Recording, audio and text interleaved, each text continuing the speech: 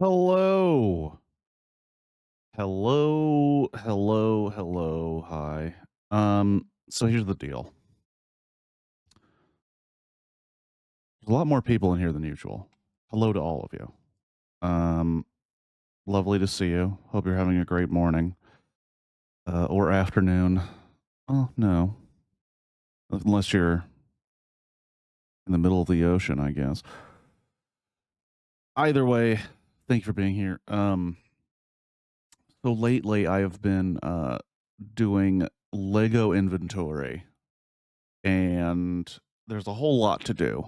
So I'm going to keep doing it and listening to Dr. Christian radio plays just because they're fun and I enjoy doing it. Burgers! Yeah. So what I'm going to be doing, just for everyone to understand just how boring the stream is, I am going to be piece counting Lego sets, and that is where you go to the back of the book, you count all of these pieces, and then you reverse place the items in the appropriate bags. I know. How are you gonna keep your composure at the amount of excitement of this? I don't know. But while I'm doing that, because a lot of it is just me doing this, because I don't have a top-down camera, because when I did, it would autofocus so much that when I watched it back, it looked like it gave me a headache. So I will be working on Lego and listening to the wonderful stories of Dr. Christian at River's End, also known as Dr. Christian, the smartest man in a town of assholes. Because every story is basically the same. People act like assholes. Dr. Christian says, hey, what if we didn't act like assholes? And then everyone's like, wow, things would be better. And then the story ends. And then there's an awesome commercial for Vaseline, which apparently in the 1930s or 40s solved literally everything in your life. So let's get that Dr. Christian going. We were in the middle of a milk racket episode, but I'll be honest, I wasn't following it. Something had to do with dudes hijacking milk trucks, which you think I would be interested in, but it didn't make a lot of sense from what I heard. So we're going to instead go to Dr. Christian and the story of the prisoner's child.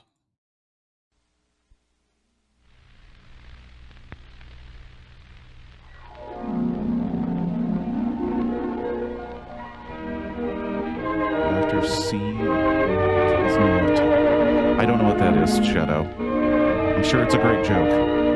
From Hollywood, California, we present Chapter 20 in the of Paul Christian, the Doctor of River's End, starring Jean Hersholt in the title role, and presented for your enjoyment by the Cheesebro Manufacturing Company, owners of the trademark Vaseline. If you suffer from windburn and chapping, you need Vaseline Camphor Ice. It soothes and heals irritated hands and face and dry, cracked lips.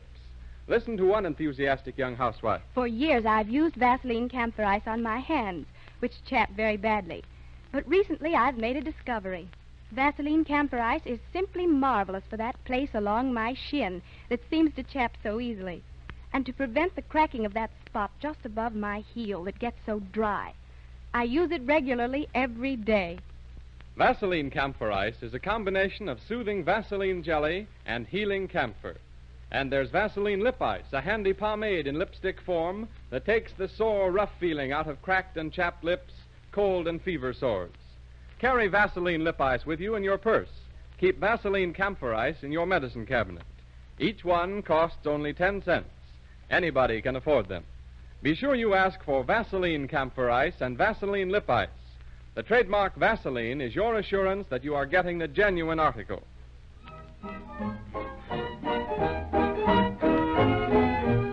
Now for today's Dr. Christian story. The first scene takes place in the office where we find Judy Price, the doctor's secretary, finishing her day's work. Dr. Christian's office? No, I'm sorry, Mrs. Simmons. He hasn't returned yet. But I'm expecting him any minute now. Oh, sorry. I I won't turned it off tell for him. the Lego thing. I'll tell him the moment he comes in. because that was Yes, going he'll to be be a there. loud noise. Goodbye, Mrs. Simmons. It's Oscar, but James is really just in the way of the Lego game. About ready to leave? Oh, hello, Jerry. Hello. No, Dr. Christian isn't back from the city It was yet, bad, and I tried to as soon fix as he it, gets here, he and has to it go out to wasn't Walt working. Elliott's house. Walt Elliott. Say, Walt isn't out of... No, it's Patty. She's been sick for a long time. Mrs. Simmons, the housekeeper, just phoned. She says Patty's worse. Gee, that's a kind of heartbreaking situation, isn't it? A little kid sick, no mother, and her father in prison. Ah, it's pretty tough all around. What's the matter with Patty? Dr. Christian hasn't said. I never could really believe the story about Walt Elliott taking money from that firm in Chicago. Why, I've known him ever since he moved here, and the guy's as honest as the day is long. I wouldn't have believed it either if he hadn't confessed. He did, you know. He went to the police and gave himself up. Yeah, I think he was crazy to do it. All right, You should have gotten away with it. You can go now. All Good right. evening, Dr. Christian. What's new in the city? Well, it looks as if our milk racket friend, Mr. James Benson Clark, is at the end of his rope. Oh, he'll be lucky if he isn't at the end of another rope with a noose in it. Nolan tells me he broke down and confessed the whole thing. Who's Nolan? The detective who arrested him. Well, Dr. Christian, I guess that gang of crooks found out it didn't pay to tangle with you. Oh, I didn't have much to do with it. No, nothing except busting up the whole racket. Oh, Mrs. Dr. Simmons Christian Mrs. Simmons? solves phoned. She thinks you better come everything. out. But I called her just this morning. Patty isn't worse, is she? Well, Mrs. Simmons thinks so. She's phoned 3 times this afternoon. What's the matter with Patty Elliott, Dr. Christian? Well, it's hard to say, Jerry. It's something you won't find in the medical books. Either the ailment or the cure. Why? Can't it be cured? Yes, but not by a doctor. Patty is grieving to death for her father. Grieving to death? Oh, you don't really mean Well, it. I guess I shouldn't have said that, but it's true. She's just as sick as if she had typhoid or diphtheria. Only in this case, I can't do anything about it.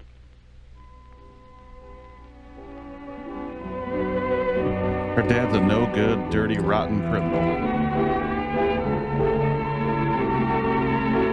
You know what helps with grief?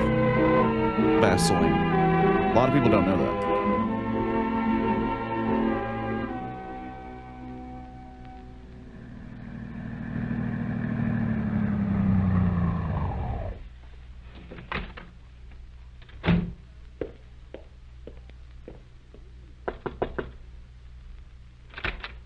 Good evening, Mrs. Simmons. Oh, good evening, Dr. Christian. Fantastic Foley. Here, let me take your overcoat. I've been worried that your office would be closed before you got my message. Judy always stays till I get back. But what's happened? Oh, it isn't anything that just happened today only. Well, Dr. Christian, I don't want to be telling you your business, but it's been 6 weeks now, and Patty isn't any better. She's been getting worse. She used to cry. Now she doesn't even do that anymore. Just lies there still and white. I'm afraid, Dr. Christian. Oh, you're doing Used to everything you cry. can. She doesn't even do that better anymore. write to Mr. Elliott. Lazy Oh, kid. it's no use bothering him. He has enough to worry about. And telling him won't help Well, Patty. just the same, you'd better write. We'll wait a little while. I don't want to worry Walt. I'll go in and see her now. Dr. Christian is here, Patty. Hello, Patty. Well, haven't you got a smile for me? No. Not just a little My dad's in smile? fucking prison. My daddy coming home? Well, you wouldn't want him to come home now, would you? And find you sick in bed? You've got to get well first, so you can run out and meet him. If I get well by Saturday, will he come home? Will he, Dr. Christian? Oh, Saturday's a long way jeez. off. It's only Tuesday. You better not make any plans yet. Oh, I remember what I promised you when I was here this morning. I said I was going to the city and I'd bring something back for you. Well, I have. There you are. Oh, why, look. What a funny doll. See? He can open and close his mouth just as if he were talking. Watch now. Look. All you Cool, have to can the do is doll, pull the this doll little bring back string. my Yeah, dad? you take it. Sorry, I burped. Burped a little. Burped. No? Don't you like it, darling? Well, Dr. Christian brought it all the way from the city. Look, Patty, see how it works. Just pull the string. Here, now, try it. It's lots of fun. Put it on the driver there. Patty. Want me to tell He you a brought it from the secret? fucking city. Now, this Jesus is just Christ. between you and me. When other little girls get sick, they have measles and mumps and chicken pox. You haven't any of those things at all. Well, you really aren't sick. There really isn't anything the matter with you. Then, can I be well by Saturday? And then to meet my daddy? Well, you've been in bed so long, I don't think you'll be able to run right away. And You got to eat all the nice things that Mrs. Simmons cooks for you and get strong. And I've got something especially nice for supper. Well, say, here's an idea. Instead of having an ordinary supper, let's have a party. You can invite Mrs. Simmons and me. Would you like that, Patty? I think we're tiring her. Better let her alone. Maybe she'll go to sleep. Goodbye, Patty. Man, Patty does not like to party. Not even going to say goodbye? Goodbye, Dr. Christian. Now, you see, she's worse. Worse even than she was this morning. Yes. Well, what are you going to do? I've told you You she isn't fix sick it. in the ordinary sense. Theologically, there's nothing the matter with her. There isn't anything I can do. Well, you're a doctor, and I'm just an ordinary woman, but I know what's the matter with her. And I know what will cure her. She's got to have her father. And if he doesn't come back, she isn't going to get well. Don't you suppose I realize that? But her father is in prison. Then write to the prison and tell them. Oh. Pay any Let him attention out. to His her. daughter you is know? sad. If you told them Patty was dying, they might let him There out. isn't a chance. Well, why don't you write and find out? Ah. Oh, no, you won't do that, will you? Well, if you won't, I will. I'll write to Mr. Elliot, too, and I'll tell him exactly what's happening here. That you won't do a thing, won't make any effort to help her. You're not going to write. Oh, yes, I am. Jesus And Christ. I'm going to ask the prison to let This Mr. bitch. Elliot come home. I'm going to tell them that he... You don't know what you're talking about. Walt Elliott's he's serving a sentence. You don't think they're going to release him simply because you or I write a letter? Well, I know this much. You're letting Patty die. Yes, die. And when Mr. Elliot Jesus. does come back, you'll have to explain that to him. You'll have to tell him you stood by and did nothing. Did nothing. Will you please get my overcoat? Oh, I can't understand you, Dr. Christian. I can't believe it. Such an easy thing, such a simple thing, just writing a letter. And you won't do it. Not even to save her life. I put off writing to Walt, Mrs. Simmons, because I've been hoping that Patty would show some improvement. I see now she won't. Yeah, you're right. She isn't going to get well. Oh. But our writing to the prison and asking them to let Walt come home, well, that won't help. I've already put the case before the governor a long time ago, and I haven't even received an answer. Even if we could get the governor to pardon him, it would take a long time, weeks maybe. And that would be too late. Too late? Patty is... Well, unless something happens, it's only a matter of days. By the end of the week, Oh, Dr. Christian. we couldn't get Walt home by that time. And when he does come, she won't be at the gate to meet him. He won't hear the patter of her feet running through the hall when he opens the door. The house will be all quiet, still. Still forever. I'll get your overcoat. Wait a minute. I said we couldn't get him back, but we will. Why, Somehow, some way. I'm going to get him and bring him home. You can tell Patty. Oh, Tell her damn. that her daddy will be home Saturday. Oh, damn. Dr. Christian's on the case, motherfuckers.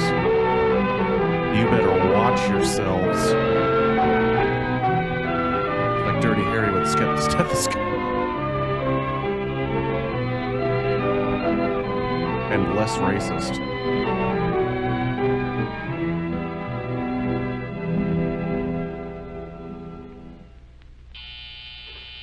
State Capitol Building. Hello? Yes, this is the State Capitol Building. One moment, please. Where all the state capital Sorry, that business line is occurs. busy. I beg your pardon, but could you tell me how much longer I might have to wait? Who was it you wanted to see? The governor. Oh, well, I'm afraid you couldn't see the governor without an appointment. But I had an appointment. I've been waiting here since 10 o'clock this morning. What time was your appointment? 10:30. Why, it's after 5 o'clock now, and the governor's been in a meeting all day. Are you sure you had an appointment for 10:30 this morning?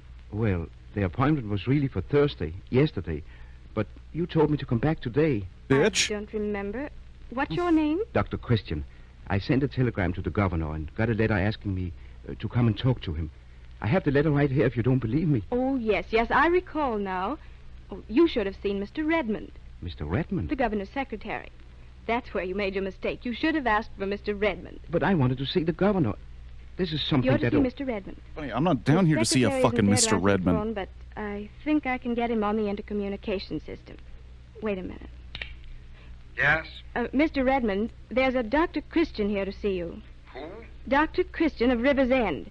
His appointment was for 10:30 this morning, but he got mixed up and thought he was to see the governor. Well, I can't talk to him now. I've got a date at the club. I'm just leaving. Ask him if I could see him for just a little while. He says it won't take long. Yes, but I've got to leave right now. Tell him to come back I have tomorrow. I have a I'll wait tomorrow club Saturday, and I'll be meeting. away for the weekend. Yes. Tell him 2:30 on Monday. Mr. Redmond will see you at 2:30 on Monday. But I can't wait till Monday. Well, I'm afraid you'll have to. State Capitol. Sorry, that department is closed. It closes at 5 o'clock. If I could only talk to him for a few Oh, minutes. he's probably gone by this time. It's very important. I have to have an answer tonight. Well, wait a minute. What is it? Dr. Christian is... I told you Monday. He says it's quite important. Something he has to know about tonight. Oh, well, all right. Send him in. Oh, hello. Say, call a cab for me. Yes, sir. He'll see you. Down the corridor, third door to your Call a left. cab Thank for me. You don't plan on staying long. This fucking bitch. Mr. Redmond? Yes, come in. I'm just about to leave, so if you'll be as brief as possible. Yes, I So will. could you hurry the fuck I up? wrote to the governor some time ago about a man who is in prison. His name is Walt Elliott. The other day I wired the governor, and he Oh, said... yes. You wanted to talk about a pardon. The governor's passed your correspondence on to me, but it's in the file now. My secretary's gone. But I could tell you what the letter said. No, wait. Here it is, in my basket. Hadn't been filed yet. You see, Walt Elliott took some money, but that was a long time ago. Oh, never mind. It's all here in the letter. Yes, sir. Well, Doctor, the governor's attached a memo to the effect that he sees no reason to interfere. But there is a reason. Huh? The money was stolen 8 years ago. Since then, Walt Elliott has become a respected and useful citizen. And after 8 years, he's had the honesty to go to the police and give himself up. There isn't any use in keeping him in prison. He's... Wait a moment. Are you trying to tell the governor what to do? Oh, no, of course not. I Oh, only that's want funny. to give the The facts. Governor are in doesn't the take time to letter. fucking see The me. governor's prison I'll tell him record exactly what to warrants it. fucking do. An He's a application for civil parole servant, may be made at motherfucker. proper time. Until then, the matter's closed. If I could only see the governor himself, I'm sure I could convince him. The governor has reviewed the case, and I can assure you he'll not change his mind. But couldn't I see him anyhow? He's in a meeting, and he won't be through until late this evening. I don't mind waiting. After the meeting, he's due at a dinner. If you want to come back next week, well, perhaps I can... Next week will be too late. I've got to get Walt Elliott released tonight. Oh, so you've got to get him pardoned tonight. You work fast, don't you? I know that sounds funny, but... Yes. Your taxi is here, Mr. Redmond. All right. I'm very sorry, but I'll have to ask you to go now. No, but I Mr. have a Redmond, meeting. will you with listen my to me for a rich minute? Fuckers. Just one Sorry, I little don't like minute. It won't do politicians. I any don't know good. if you I tell. haven't any authority in the matter, and my taxi is waiting... Mr. Weissman, Walt Elliott has a little girl. When she was 2 years old, her mama died. Walt took care of her and brought her up. She's 7 now. All these years, she's been very close to her father. Has never been separated from him. If you please, Dr. Christian, I'm She's sorry, but- dying. Dying of something you don't hear about very often, but which happens lots of times. Dying of a broken heart. She needs her father. He's the only one who can save her. I promised to bring him back with me tomorrow. If you'll only let me talk to the governor... I tell you, the governor is in a meeting with some important people. Now, will you please don't... Important? Why are they important? Because they wear silk hats and ride in limousines? Yeah. Are they more important than a little girl's life? It makes you think they're more precious to this scheme of things than she is.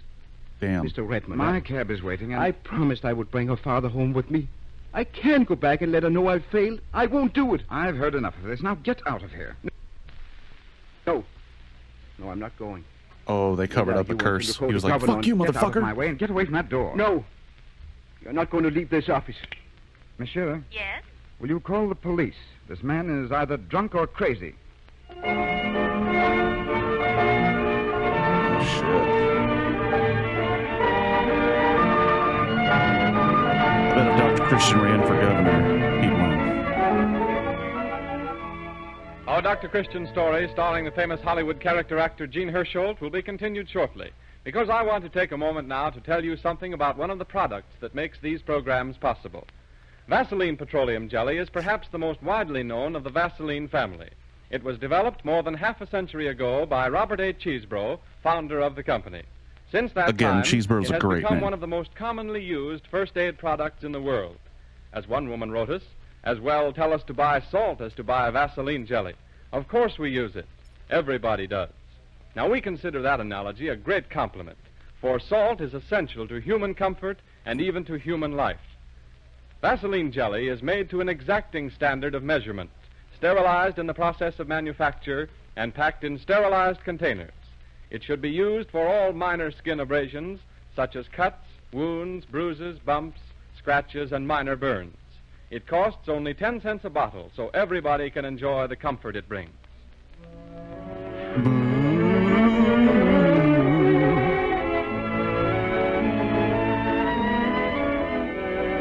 We return you now to the story of Dr. Christian. The scene is the police lineup where the beloved doctor of River's End unexpectedly finds himself associating with a lot of felons and jailbirds. Oh, my God. Does he start a prison revolution? All right, you guys, come on. They want to take a look at you. Run along, Flatfoot. We're busy. Yeah, we're in conference. Oh, funny guy, huh? Well, wipe that grin off your face or I'll knock it off. Come on. You ain't gonna run me through that police line. You ain't gonna do it. Those guys out there are all set to frame me. Frame me, and I ain't gonna go. Get going. I tell you, they ain't on the level. They ain't gonna do it. Hey, you two. What do you want with me? Listen, we ask the questions around here. You stick to the answers. I didn't mean any offense. You see, I'm Dr. Christian of River's End. The governor sent for me, and Well, wasn't that nice of him? Well, I had a letter from him. Yeah? Please tell me Where this is is it? a scathing critique of police procedure. You did, huh? Say, just out of curiosity, what's your racket? Who are you? I told you I'm Dr. Christian. Oh, still sticking to that, huh? When you get in the police line out there, they'll sweat the truth out of you. And they won't be too gentle about it either. If you'll only call the hotel where I'm staying, they'll identify me. You'll be identified soon enough. Go on. Wait, please. What are you going to do with me? Well, if you ain't wanted for something else, you'll draw 30 days for being drunk and disorderly. But that's a whole month. I ain't heard of it being changed. Go on, get going. I'm trying to save a little girl's life. If you let me explain... You hurt me. Get going.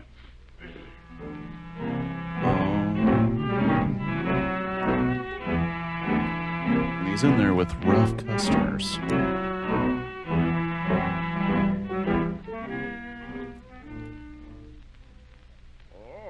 So you were just standing there, Costello. Just looking on. Yeah, that's all I was doing. You ain't got nothing on me. Where you been for the last month, Costello? I've been in Chicago. What did you go there for? I went to see my mother. Where does she live? Why, my mother, she lives... Come on. You know where your mother lives, don't you? She lives on Lomas Street. So you were out of town on the 10th of last month. I was in Chi. You wouldn't know about that grocery store that was robbed on the night of the 10th. I don't know nothing about it. How does it happen we find your fingerprints on the cash register? I don't know nothing about it. It's a frame-up. I didn't do it. You guys are framing me. You better spill it, Costello, if you know what's good for you. That's a frame-up. I don't know nothing. We'll see you later, Costello. Take him along. Go on. All right, you. Hey, who's that? That guy says his name's Christian. Claims he's a doctor. Wait a minute. Dr. Christian. Why, Nolan. What in the name of Kingdom Come are you doing here? What's the charges against this man? Far as I know, plain drunk. You're nuts. This is the man who busted the milk racket. You can release him. I ain't got orders to release him. You'd better see the sergeant. I'm giving you your orders, and I'll see the sergeant. Come on, Dr. Christian. Boom. Dr. Christian knows people, motherfucker.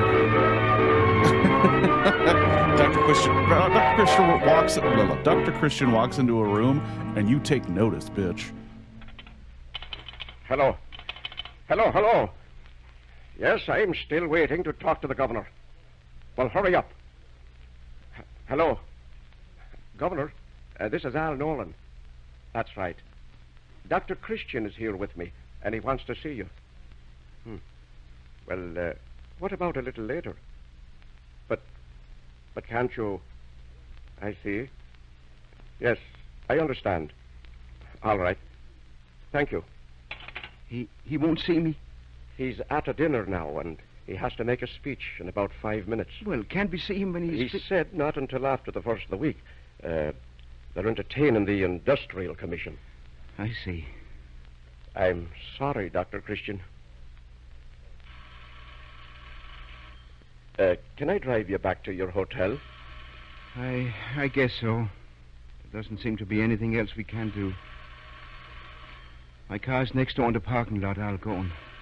Why doesn't somebody answer that? Jesus. Police headquarters. Nolan speaking. Headquarters. Oh, why, yes. Yes. It's the same Dr. Christian who busted up the milk racket. All right. All right, Governor. Governor? Yes, sir. The Empire Hotel. We'll be right there. Yes, right away. All you gotta do is break up a milk racket and governor will fucking see you.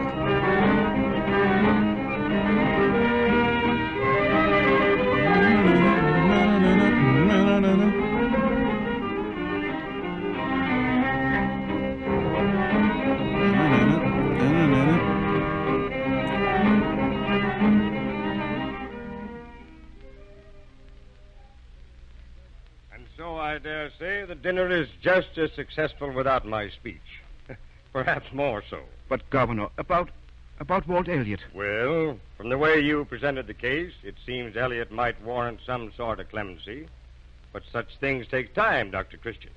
And after all, if Elliot is released in a week or so... It isn't Elliott I'm thinking about. It's the little girl. I understand. I understand perfectly. But even if I saw fit to issue a pardon for Elliot, it would scarcely do for me to take action so abruptly, merely from hearing your side of the story. Why, you can believe Dr. Christian. Oh, I don't doubt his word, not in the least.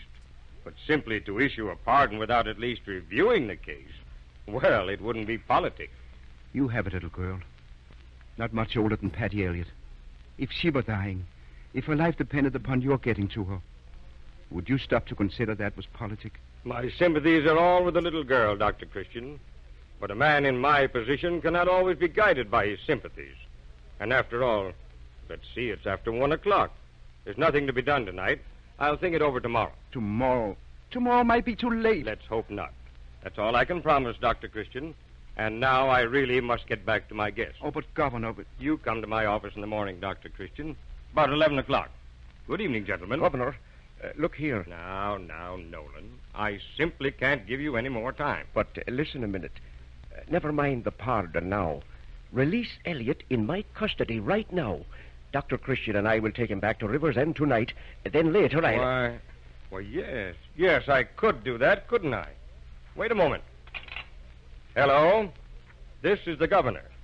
I want to put through a call to the warden of the state penitentiary. Can't we just work around the rules? But of course we can.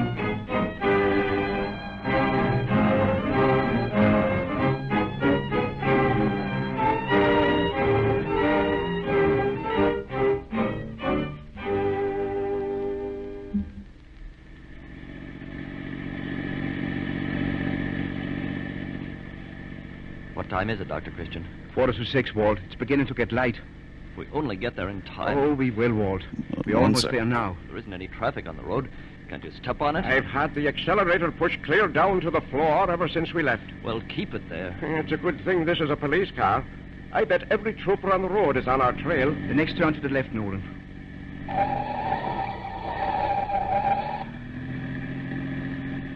There it is. There's the house. There's a light in it. What's that light for? Why are they up at this time of morning? I don't know, Walt, but... We're too late.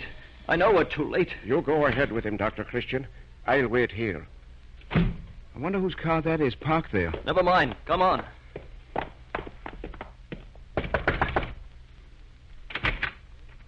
Mr. Elliott. I told him I'd bring him back, Mrs. Simmons. Oh, Dr. Christian, then you didn't get my message. You haven't heard. Heard what? I phoned your office, Dr. Christian. I tried to get you, but Judy said you were out of town. What is it? What is it? Patty, she's just...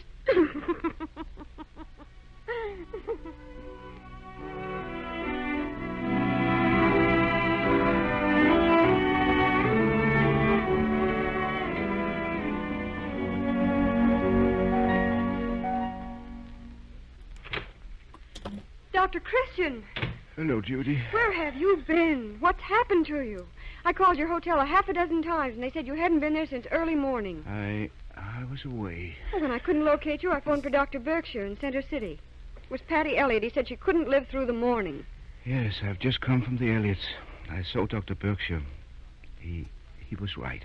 And Patty, is she She's sitting up in bed eating her breakfast. sitting up in bed? Yes. Oh, I don't understand what you're talking about. If Dr. Berkshire was right, why... Well, things are different now, you see. Oh, I'm so tired, Judy. Well... I'll tell you about Judy, it some other give me a time. fucking But if she second was here, that man. bad... She's better now. I brought Walt Elliott back with me. That's all she needed. But- Now, please let me alone. Walt Elliot, you brought him back? Oh, when? How did you... I haven't had any sleep for 24 hours. Now, please. But how did Walt get out of prison? You can at least answer that question, if you know the answer. Judy, after what happened to me in the last 24 hours, I know all the answers. And I'm going to bed.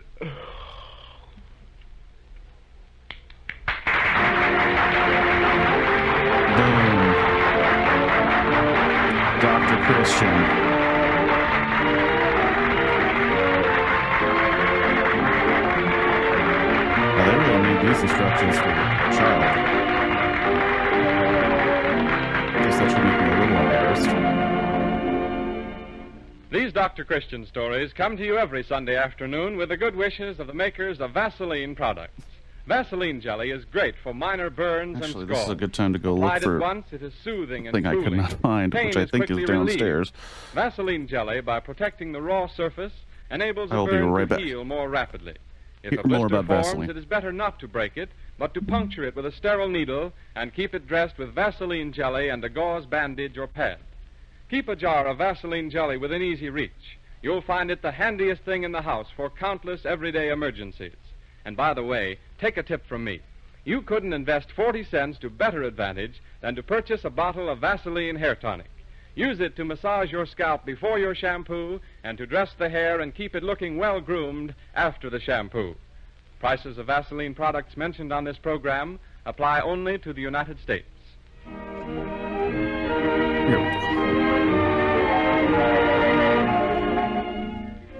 Gene Hersholt, who appears on this program through the courtesy of 20th Century Fox, will be back next Sunday with another heartwarming story of Dr. Christian.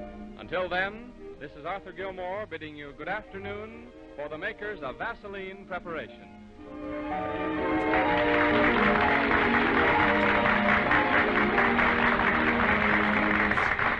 This is the Columbia Broadcasting System.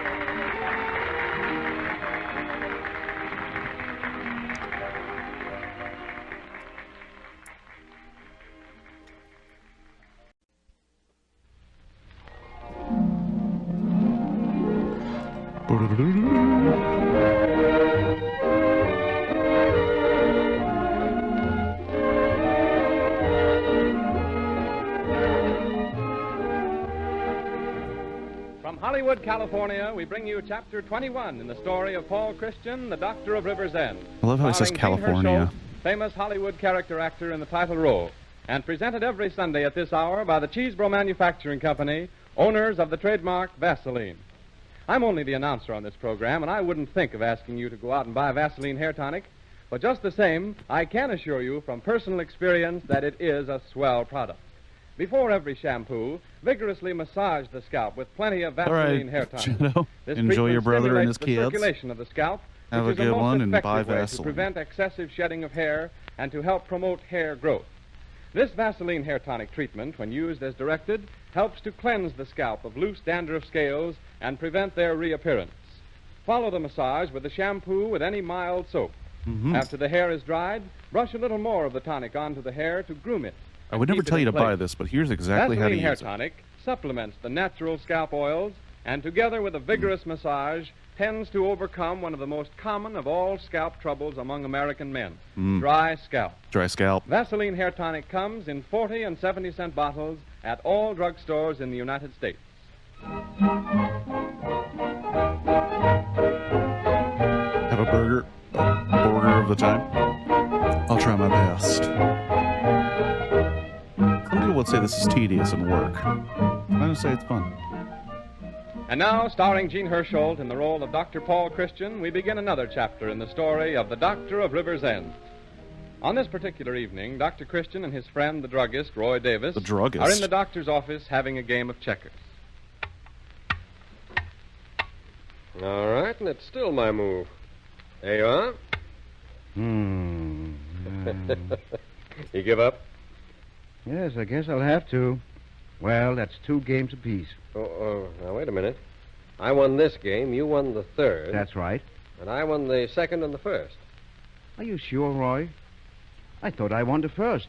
All right, let's Roy, are see you a here. fucking liar, dude? No, I'm pretty certain I won the first. All right, then. That's 3 for you and 1 for me. Got time for another? Oh, sure, it's early yet. Not quite 9 o'clock. Yep, as long as I get back by 10 in time to close up the store. Well, watch out for me this time, because I'm going to get revenge. Go ahead, it's your move. Well, I think I'll try something a little different. Mm-hmm. Evening, Doctor. Hello, Mr. Davis. Oh, good evening, Wendy. Evening, Wendy. Playing a little checkers? Mm-hmm. Played a mite of checkers myself at one time. Played for big stakes, too. Couple of $1,000 at a crack. Thought nothing of it. Oh, shit. Well, you don't say. Oh, my move, eh? Yes, sirree. I was quite a gambling man in those days. Used to follow the horses. Did you ever catch up with him? I mean, I was a racetrack man. A jockey. A I rode racetrack for old man. Colonel Witherspoon. Ever hear of him? No. Let's see here. Yes, sir. Colonel owned one of the fastest horses in the country. Never forget the time I went down to the stables with the Colonel just before the race and found him eating a bale of hay. Hmm? Who, the Colonel? No, the horse. Well, when the Colonel walked into the stable, he started to cuss. Who, the horse? That gives me the first king. No, the Colonel. Because he couldn't run when he was full of hay. Who, the Colonel? No, the horse. Colonel They're just fucking Witherspoon with this wanted guy. to scratch him. I love it. What for? Well, maybe he was the only one who knew where he itched. Oh, I'll just take that man. I'm talking about a horse race. A horse race. Oh. So I says to the Colonel, I says, Colonel, Colonel? I'll ride that horse in this race today, and I'll win. That's what I says. Well, there's one in the king row for me. Well, the nags line up. There's the starter's gun, and I'm off. So I've always suspected. We're at the quarter, and I'm a length behind. Now, let's see. At the half one and a half cares. a length. If I move here... At the 3/4, and I'm still gaining. No, I guess I'll move this one. Now we're in the home stretch, and I'm battling shoulder to shoulder with the favorite, Gray Day. Favorite. Gray Day, Yes, sir. They called him Gray Day because he used to pull a milk wagon. You were racing against a milk wagon horse? Yep. Thundering down the home stretch. And then just 3 yards from the finish, Gray Day shot ahead. And you lost, eh? Nope. I hollered milk, and Gray Day stopped. Wendy, why do you make up told stories like that? Oh, I don't know, Doctor. I get started and then just sort of keep going. It's a habit, I guess. Well, you ought to break it. Can't your wife help you? Give you a little hint when you begin exaggerating so you can get back to the truth? Well, just how do you mean, Dr. Christian? Oh, for instance, when you start telling a told story, have your wife cough. Cough? Yes, and that'll be a signal for you to... Shut well, the fuck take up. it a little easy. Say, are we going to finish this game? Just a second, Mr. Davis. This kid's like, what the fuck, What I man? came in for was to pay Dr. Christian some money I owe him. Oh, you can let that go to some other time. It isn't very much. Nope, I'd better pay it now while I got the money. Well, wait a minute. I'll have to look it up in the books and see how much you owe me. How are things going, Wendy? Well, pretty good. Went to work last Monday in Clem Duke's stationery store. Clem Dukes must find business pretty good to put on extra help. Oh, I only work part-time. Go in the evening and sweep out. That bill is $3.50, Wendy. Yes, sir. Got it right here. Now, if you need this for something else... Now, that's all right, Dr. Christian. I've owed that bill for a spell, and I aim to pay it. Anyhow, I'm working now for Clem Dukes, janitor and night watchman. Now, why would a little store like that need a night watchman? Well, there's a lot of crooks around these days. You never can tell. They might take a notion to rob the place. I can imagine where you'd be if you ever encountered any robbers. Home under the bed. Is that so? Well, maybe you don't know it, Mr. Davis, but you're talking to one of the finest shots in the USA. No. Wendy. I'll kill them. Where did you ever do any shooting? Well, I've shot all over. Shot in Africa. I've shot at the North Pole. Yeah? Yes, sirree. One of the thrillingest experiences I ever had was at the North Pole. I was walking along, and all of a sudden I sees, square in front of me, a big polar bear. Wendy. Biggest bear you ever laid your eyes on. About 9 feet long. 6 feet high. Making shit up. And weighed about, weighed about a half a pound. So you shot this bear, eh? Well, yes and no. You see, the minute I saw the bear, I started to load my gun. It was an old muzzle loader. And then doggone if I didn't find I was out of bullets. Uh-huh. Well, sir, I was so dang scared that the perspiration popped out on my forehead like beads. And then you woke up, Wendy? No, sir. Well, the perspiration popped out on my forehead like beads. But the weather was so darn cold up there at the North Pole that the beads of perspiration froze as hard as bullets. So I grabbed a handful, shoved them in the muzzle of my gun, up and fired. Now, wait a minute, Wendy. Is wait a minute. this just a bunch of bullshit stories from a crazy person? Bullets made of ice? Why, the explosion of the powder would be so hot that the ice would melt, turn into hot water. Yep, that's exactly what happened, and the bear was scalded to death. Well, so long, Dr. Christian. Goodbye, Wendy. Night, Mr. Davis. Good night. Oh, If well. Wendy Smith isn't the almightiest liar... Oh, I don't know. I wouldn't say Wendy is an ordinary liar. No, a quite extraordinary liar. Wendy is a romanticist. Well, I don't see the difference. Well, it's like this. Did you ever play Indian when you were a boy? Sure, but I didn't... And you got so interested in playing Indian that you almost believed you were an Indian? Well, that's Wendy's trouble. He gets all wrapped up in what he's talking about, and for the time being actually thinks it's true. Just the same, I'd call him a liar. And we all Just the are same. that way to a Just the degree. same, I think he's a We're prone lying to piece of believe shit. What we want to believe, even when it isn't true. And sometimes we fool ourselves. Now, you said you won that first game of checkers. Well, I did win it. But if you'll think back carefully, that was the game where I cornered your last king and you tried Why, to... say, that's right. Oh, say, I apologize. Now, you don't think that I was trying to... Try to deceive me? Oh, no, of course not. You believed the game was yours. Oh, I'm sorry. Now, why didn't you check up on me when I said that? Oh, it wasn't worth arguing about. But you see, the point Because is I'm this. Dr. Christian. Oh, hello, Okay. Clem. Yes, say, has Wendy Smith been in here? Why, yes. He was here just a few minutes ago. Came in to pay a bill. Paid the bill? Paid it with money? Yes. What's the matter, Clem? What did Wendy say when he was in here? I don't know. Did he say anything special, Roy? No, except he said he was working for you, Clem, as a janitor and night watchman. Night watchman? Well, I thought that was funny myself. But he had a long story about protecting your store against robbers. It needs protection. Do you know what's happened? Wendy Smith has robbed my cash register of $22. What the fuck? What in the ass?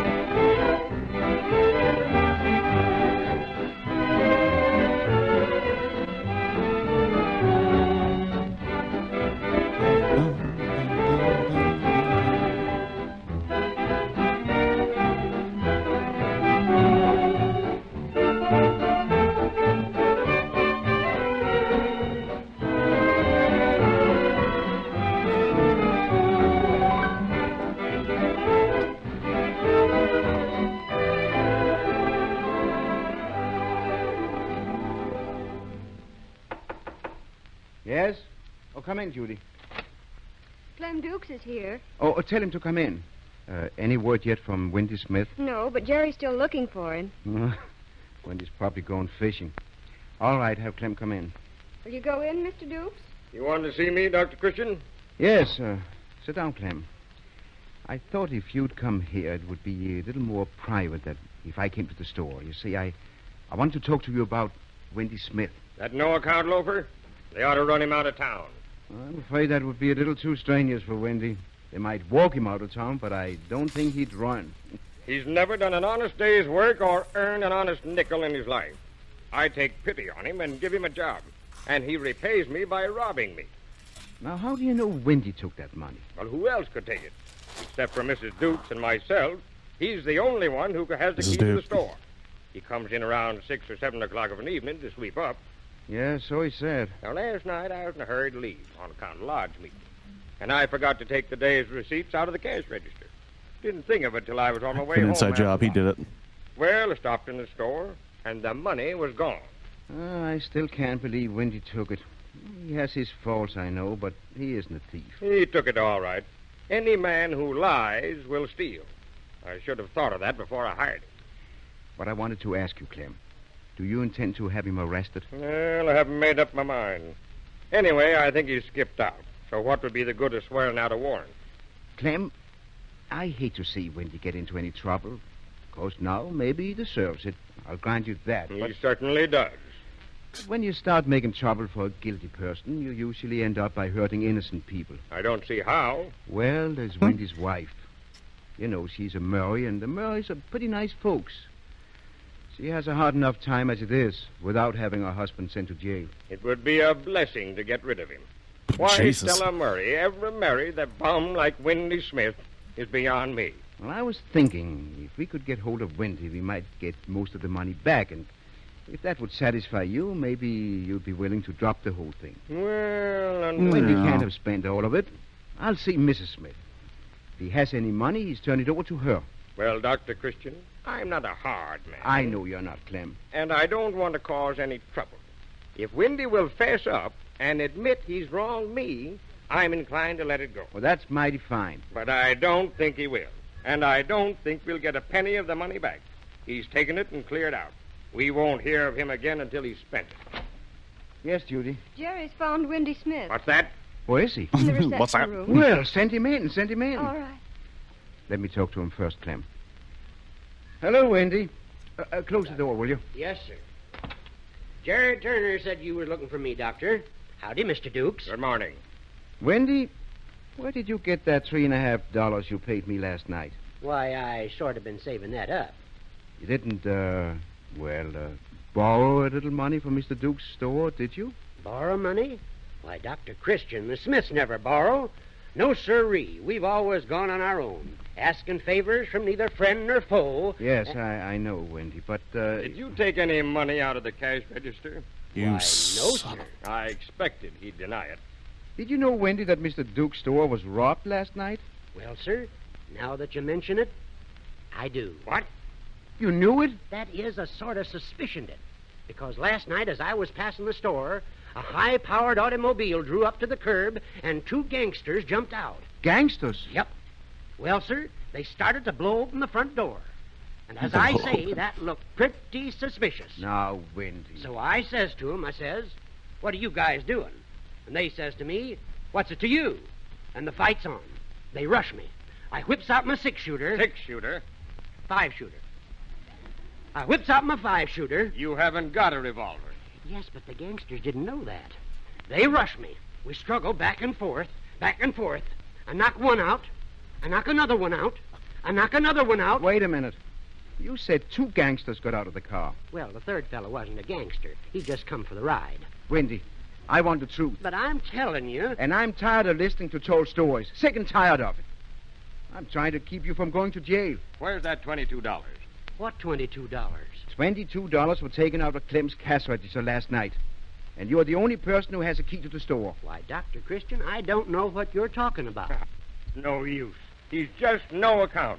You'll never get the truth out of him. No, well, I'll get the truth, and I'll find out what became of that $22. I'm going to torture him. Just wait.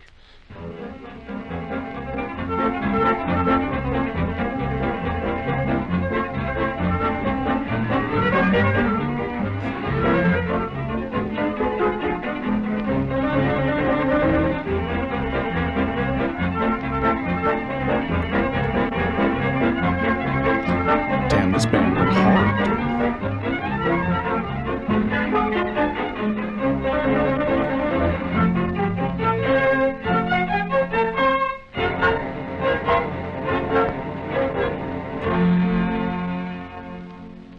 We will continue this chapter in the life of Dr. Paul Christian as played by Gene Hersholt in just a moment. Vaseline petroleum jelly was developed more than half a century ago by Robert A. Cheesebro, who founded the company and coined the trademark Vaseline for his product. It has a multitude of uses in every family, but perhaps no use is more timely right now than the use on tired, aching feet. If the first warm days of spring are causing your feet to ache and burn, try this tonight. Massage the feet, especially the arch muscles, with Vaseline jelly. Rub the calluses and sore spots gently. You'll be amazed at how rested and comfortable your feet feel after this simple treatment. Vaseline jelly is for sale everywhere in bottles and tubes. It costs only 10 cents anywhere in the United States. But when you buy, be sure to look for the trademark Vaseline on the package. If you don't see it, you are not getting the genuine article.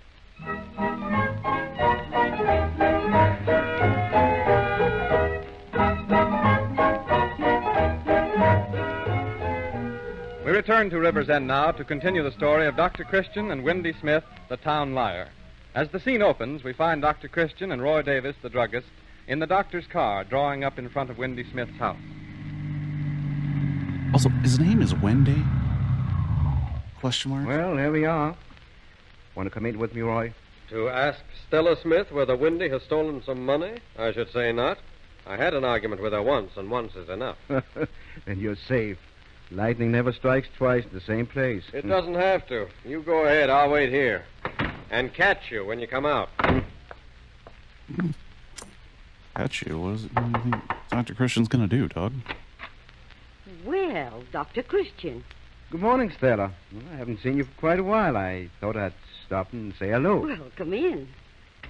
Here, let me take your things. Oh, don't bother. I can only stay a few minutes.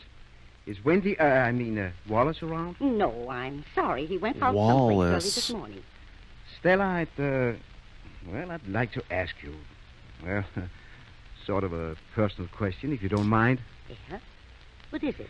well, this sounds kind of funny, but has Wallace turned over any money to you recently?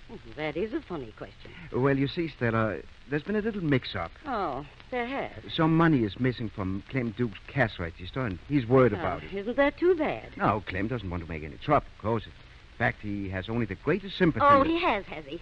Well, you can go back and tell that prissy, self-satisfied little runt that Holy I don't shit. need his sympathy. You can tell him... Now, wait a minute, Stella, wait a minute. He doesn't mean it that way. I know how he means it. I know how the whole town means it. They think because I married Wally Smith, they should be sorry for me. Now, Stella... Well, they'd better be sorry for themselves. They better take a look around into their own drab, insignificant lives. Fucking Little hell. ant people crawling around on the ground. This bitch bloated going with their hard. own importance. Stella, if you'll only... Nice, smug, respectable little folk. Respectable because they haven't the courage or imagination to be otherwise. Oh, I know. They hate Wallace. They hate him because he's different from them. Because he's better than they are, and they know it. Stella, listen, Wallace never hurt anyone or anything. He's gentle and kind and generous. Why, he can go out into the woods and call the birds, and they'll come to him. And he didn't take that money because money means nothing to him. He doesn't worship money like they do. All right, Stella, all right. I only wanted to find out. Well, now you know. Let's stop talking about it. I might lose my temper. You might lose... well, I wouldn't want to Dr. be Christian around was ready when to go that hard. happens. You might lose your Roy fucking Davis temper, is waiting bitch. for me in the car. Guess I better be going. Well, drop in again soon, Dr. Christian. Yes. Thanks, Stella. Goodbye. Goodbye, Dr. Christian. Well, I see you got out alive. What did you find out? Well, it's 50-50. How do you mean?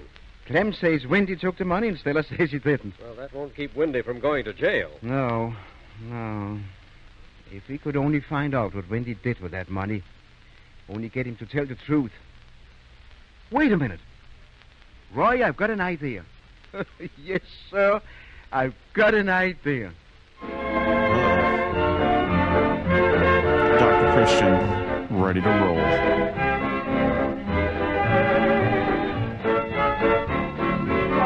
Bum, bum, bum, bum, bum, bum, bum.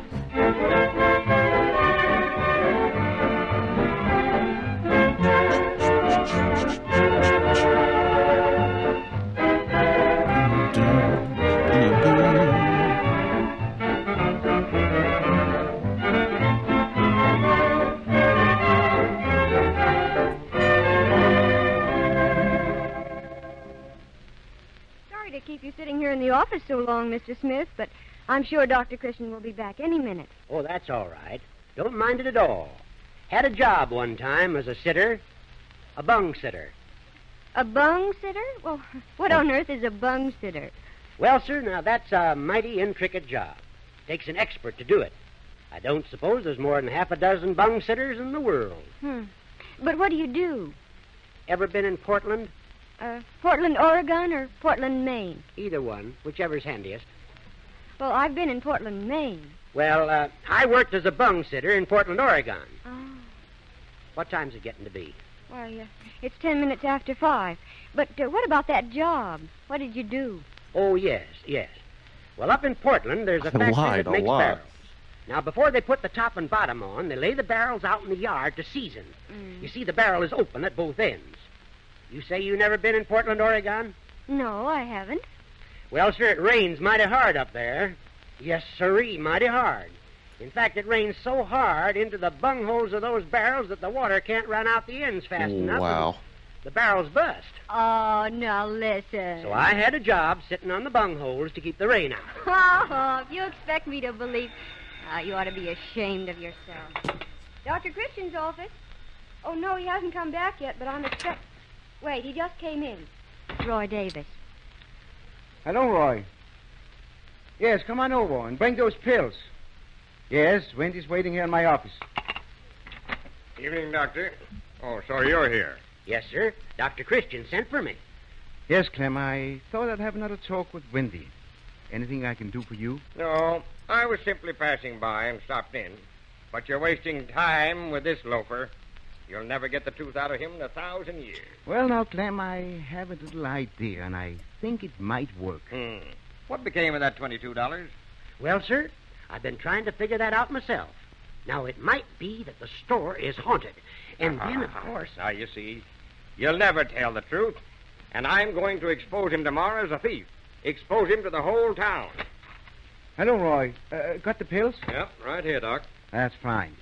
You might as well stay and see this, too, Clem. Why? Well, I have a little experiment. I have some new kind of pills, and I'd like to try them on as many people as possible. Here, try one, Judy. Wait, what do you think I am, a guinea pig? Oh, they're quite harmless. I want to find out what you think of the taste. Go ahead, take one. It won't hurt you. Well, all right. How does it taste?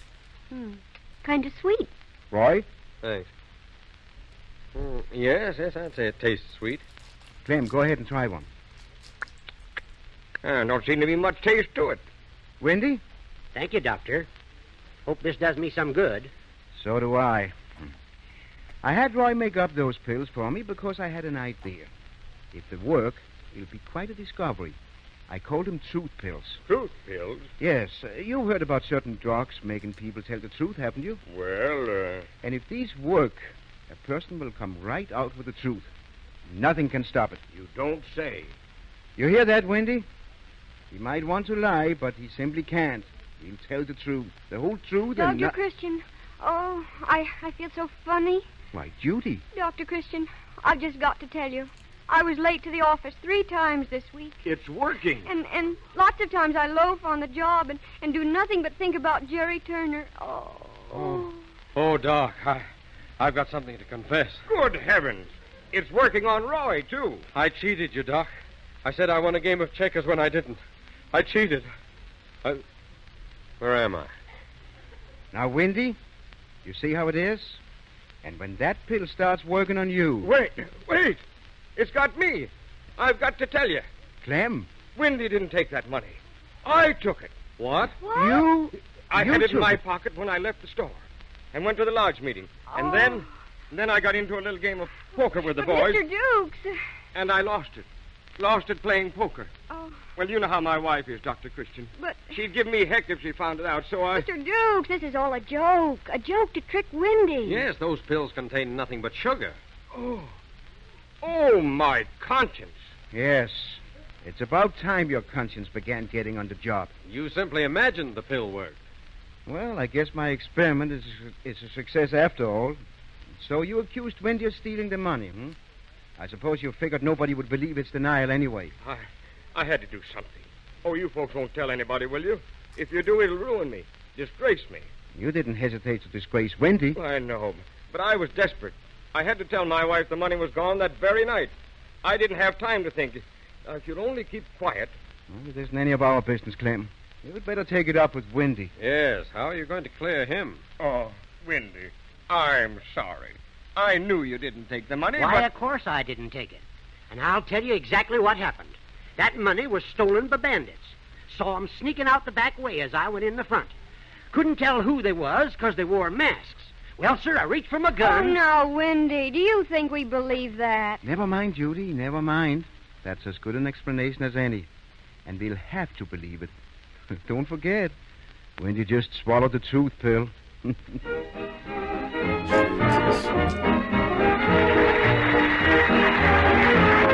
an asshole. What a complete dingleberry. Blame a dude who Habitually lies.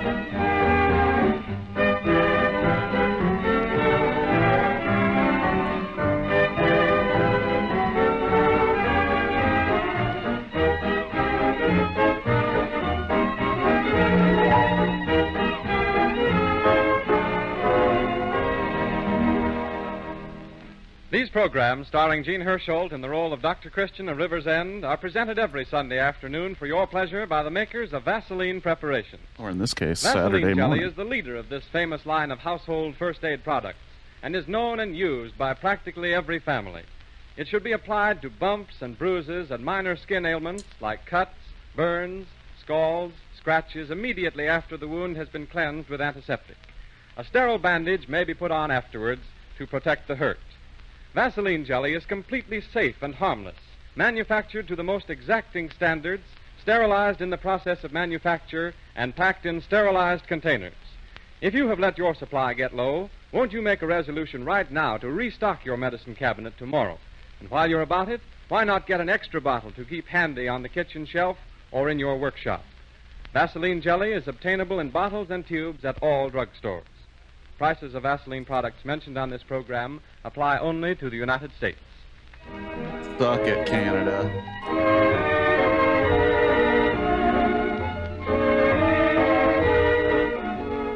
Next week, Gene Hersholt, who appears on this program through the courtesy of 20th Century Fox, will be back with another chapter in the life of the beloved Dr. Christian of River's End. This is Art Gilmore bidding you good afternoon for the makers of Vaseline Preparation. This is the Columbia Broadcasting System.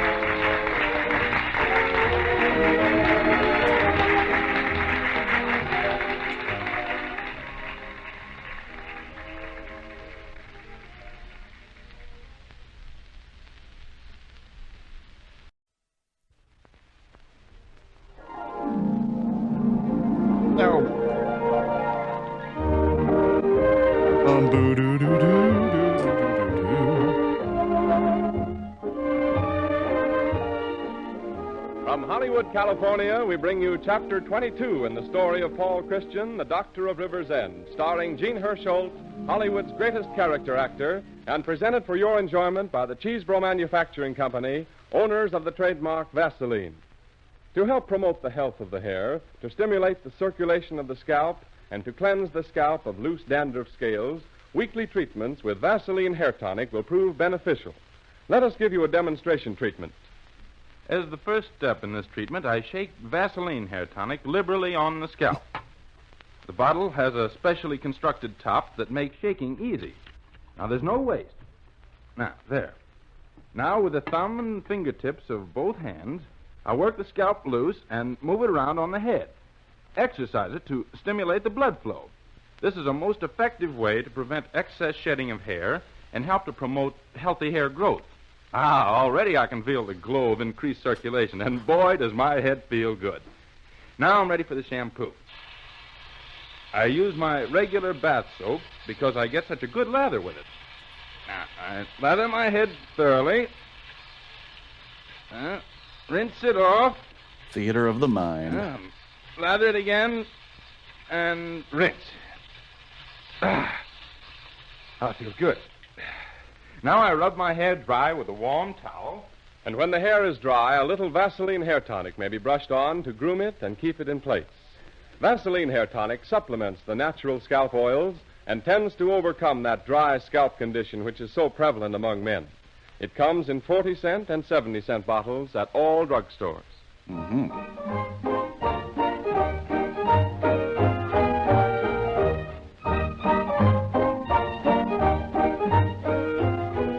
And now we give you Gene Hersholt as Dr. Paul Christian and another chapter in the story of the Doctor of River's End.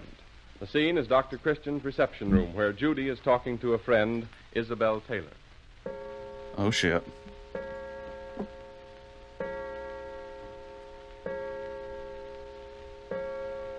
Goodness, is it that late? After 5 o'clock, I'd better be going. Oh, don't rush away, Isabel. We haven't had a good long talk for ages. But if Dr. Christian comes back and finds me keeping you from your word... Afraid of Dr. Christian, are you? Yes, terribly. He looks right through you. Ah, bad conscience. No such luck. My life is an open book, the simple annals of a country girl, born to blush unseen with nothing to blush about. Oh. Oh, I wonder what it's like, Judy, to be really wicked, fascinatingly wicked, and wherever you go to have men throwing themselves at your feet. Well, Jesus. for one thing, it would make walking a little difficult. But you've done pretty well as a charmer at that. Let's see, there was George Spears. Puppy love. And Hal Stanton. High school hero. Oh, he was nice, though.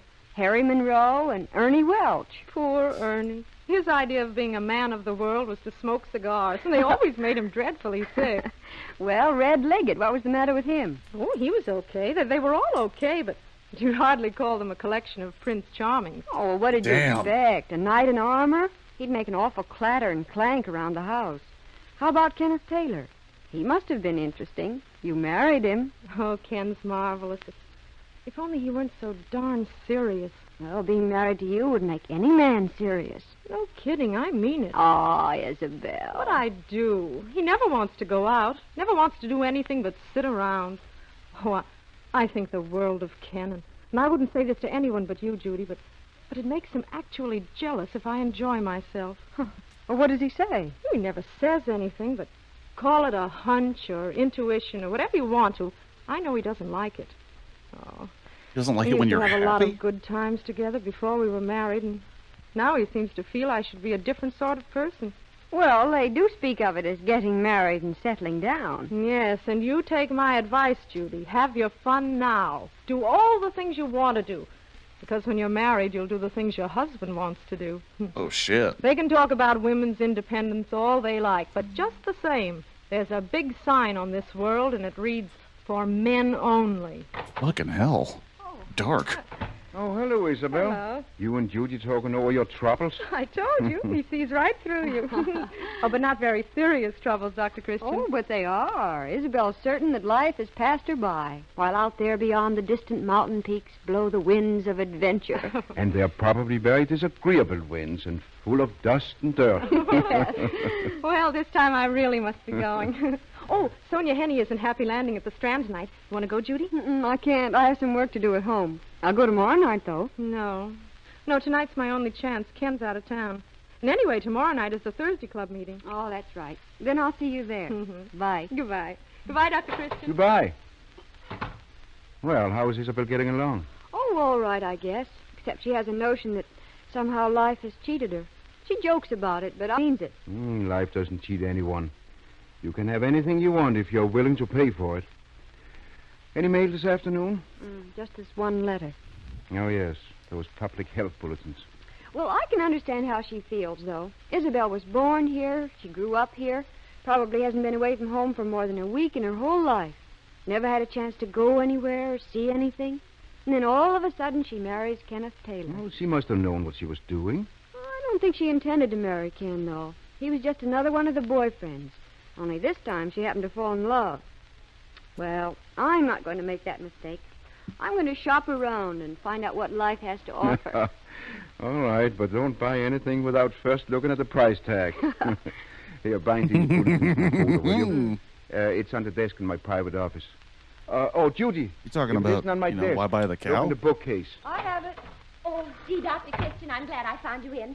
Could I see you about something that's awfully, awfully important? It'll only take a second. Well, yes, Edna, what is it? Well, it's my turn to be chairman of the Thursday Club, and I've either got to prepare a paper or get a speaker. So I thought... The easiest thing would be ask me to talk, yes. eh? I see. Oh, well, no, not... I mean, I thought up a topic for you. Oh. And I know you could make a perfectly swell 10-minute talk on it. The history of man and what ails him. You didn't think that up all by yourself, did you, Edna? Yes, I did. Well... I thought you could talk about the different ailments people have always had and how to prevent them. I was reading just the other day that even Egyptian mummies have rickets.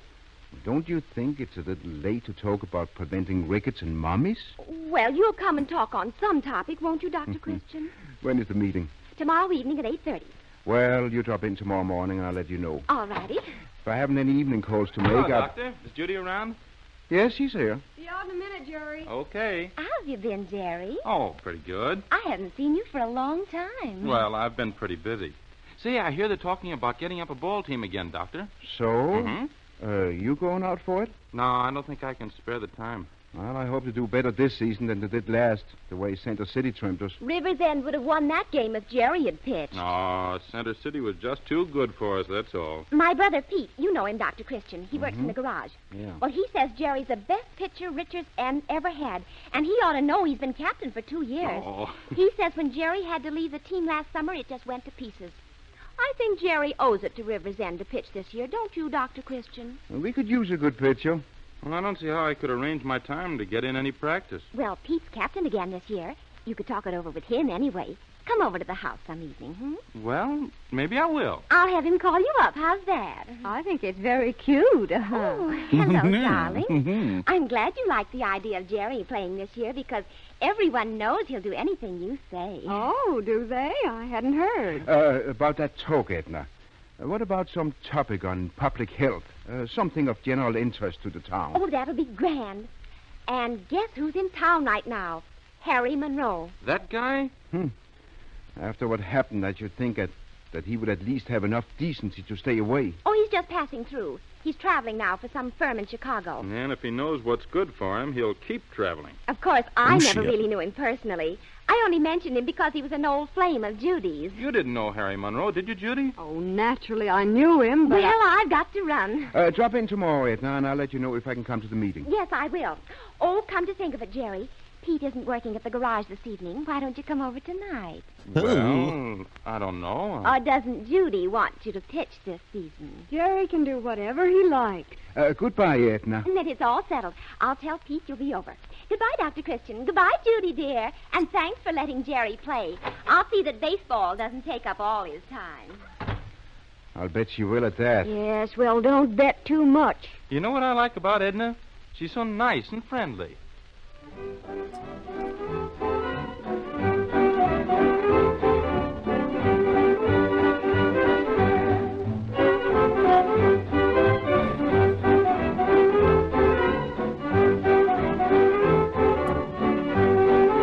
Very Disneyland.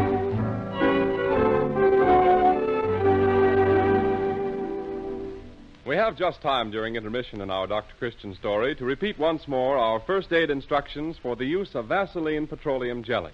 And we can't reiterate it too often because you never know when you're going to need this knowledge in a hurry. For bumps or bruises, apply the Vaseline jelly directly to the injury. For cuts and actual skin breaks, wash with an antiseptic solution, dress with Vaseline jelly, and protect with a sterile bandage. If the wound is deep, such as a wound made by a nail, send for the doctor at once. For minor burns, apply a solution of bicarbonate of soda to relieve the pain, then dress with Bicarbonate Vaseline of jelly. soda. Vaseline jelly is manufactured with scrupulous care, sterilized in the process of manufacture, and packed in sterilized containers. It costs only 10 cents a bottle and can be purchased everywhere. So don't let your supply get low. Replenish it tomorrow, for the whole point to first aid is that little word first. Often, serious trouble can be avoided by immediate treatment of even minor skin abrasions.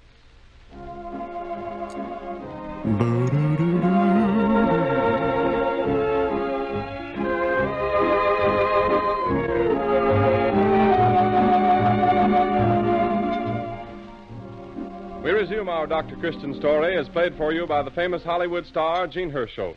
The scene is again laid in the doctor's office. Is that you, Judy? Yes. Sorry I'm late to work. Oh, that's all right. Only I was beginning to wonder what had happened to you. Nothing. I just overslept. But they told me when I phoned your house that you'd gotten up early and gone on an errand. Oh, yes, I did go on an errand. I should have gotten up earlier. Oh. I stopped in to see a friend, and we got to talking, and I, Oh, look, this fern in the window seems to be dying. I better give it some water. Is there glass here someplace? Oh, right there on your desk. Oh. What's the phone number of the Rivers End Hotel? Cedar 88, isn't it? Oh, yes, that's right. I wonder if Harry Monroe is still there. Harry Monroe? Yes, he's stopping there. Cedar 88. Hello? This is Dr. Christian. Oh, hello. Well, I'm fine, Frank. How are you? That's good. Oh, will you call Harry Monroe to the phone? Oh. Judy. I'm sorry.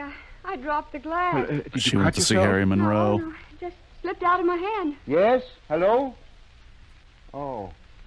Oh, all right, Frank. What time did he check out? Well, thanks just the same. I guess my fingers are all thumbs. I'll get the dustpan and pick up the piece. Oh, never mind about that now. I want to take care of this correspondence before I leave the office. Yes, sir. Here, you can just answer this letter yourself. Tell Wilkins it's all right to pay his bill in fresh vegetables. Yes, sir. Now, let's see. Better take this letter down in your shorthand book. County Clerk's Office, Bureau of Motor Vehicles, Center City. Gentlemen, I'm reporting the following in case any eventualities should arise. Paragraph. About 3 o'clock this morning, I was called out to render professional services to a man injured in an automobile accident. He had apparently run his car off the road and into a ditch, about a half a mile each of the Simpsons farm. When I arrived, he was still in the car. I recognized him as Harry Monroe. Judy, what's the matter? Nothing. I'm not dictating too fast for you, am I? Oh, no. Where was I? I recognized him as Harry Monroe. Monroe had been drinking and was unable to explain what had happened. He didn't tell you anything. I don't think he even knew who I was. I got him to... Morning, Dr. Christian. Oh, good morning, Edna. Good morning. Sit down, will you? I'll be with you in a minute. What did I say, Judy? Monroe had been drinking and was unable to explain what had happened. I took him to his hotel, treated him for minor contusions, then drove his car to the River's End garage. This morning, the hotel informed me that he had checked out. The license number of the car was, I've got that in my notebook, Judy. I'll give it to you later. Is that all? Yes. Now then, Judy, Oh, Dr. Christian, have you decided whether you can speak at the meeting? I'm afraid I won't be able to make it, Edna. Oh, dear. Then I suppose I'll have to prepare a paper after all. Well, I'm sorry, but I'm getting very late start today. I guess you were up most of the night taking care of Harry Monroe, weren't you? Was he hurt much? No, bruised up a little, that's all. Pete said the car wasn't damaged a bit. He said Harry must have been driving with one arm to run off the road into that ditch. You knew there was a woman with Harry, didn't you? He must have been out with one of his old friends. Ooh. Well, there wasn't anyone with him when I got there. Well, no girl would stick around and be caught with a fellow like Harry Monroe, especially at that time of night. I wonder who she was. I'd love to know. Yes, wouldn't you? Of course, I'd feel awfully sorry for her. If she was ever found out, the tongues would certainly wag. You know, Pete said that Harry was practically out. I hope the girl was sober enough to get home alone. What makes you think there was a girl in the first place? Because when they took the car to the garage, Pete found this scarf on the car floor. And it's obviously a girl's scarf. Look at it. Look at it. It Seems to says me girls. I've seen it somewhere before, too. I wonder who it belongs to. You can stop wondering. It's mine. Well, here. I'm sure you must be dreadfully worried about losing it. I know I'd be. Thank you. Oh, don't mention it. Well, if I have to write that paper, I'll have to be scampering. Goodbye. Goodbye, Edna. Don't forget the club meeting tonight, Judy. There's bound to be some awfully interesting discussion. Bitch. Is that your scarf? Yes. Oh, why did you have to claim it? Oh, she knew it was mine. She's seen me wearing it, and my initials are in the corner. I wasn't going to give her an opportunity to gloat over me. And you were out last night with Harry Monroe? Yes. You're not telling the truth.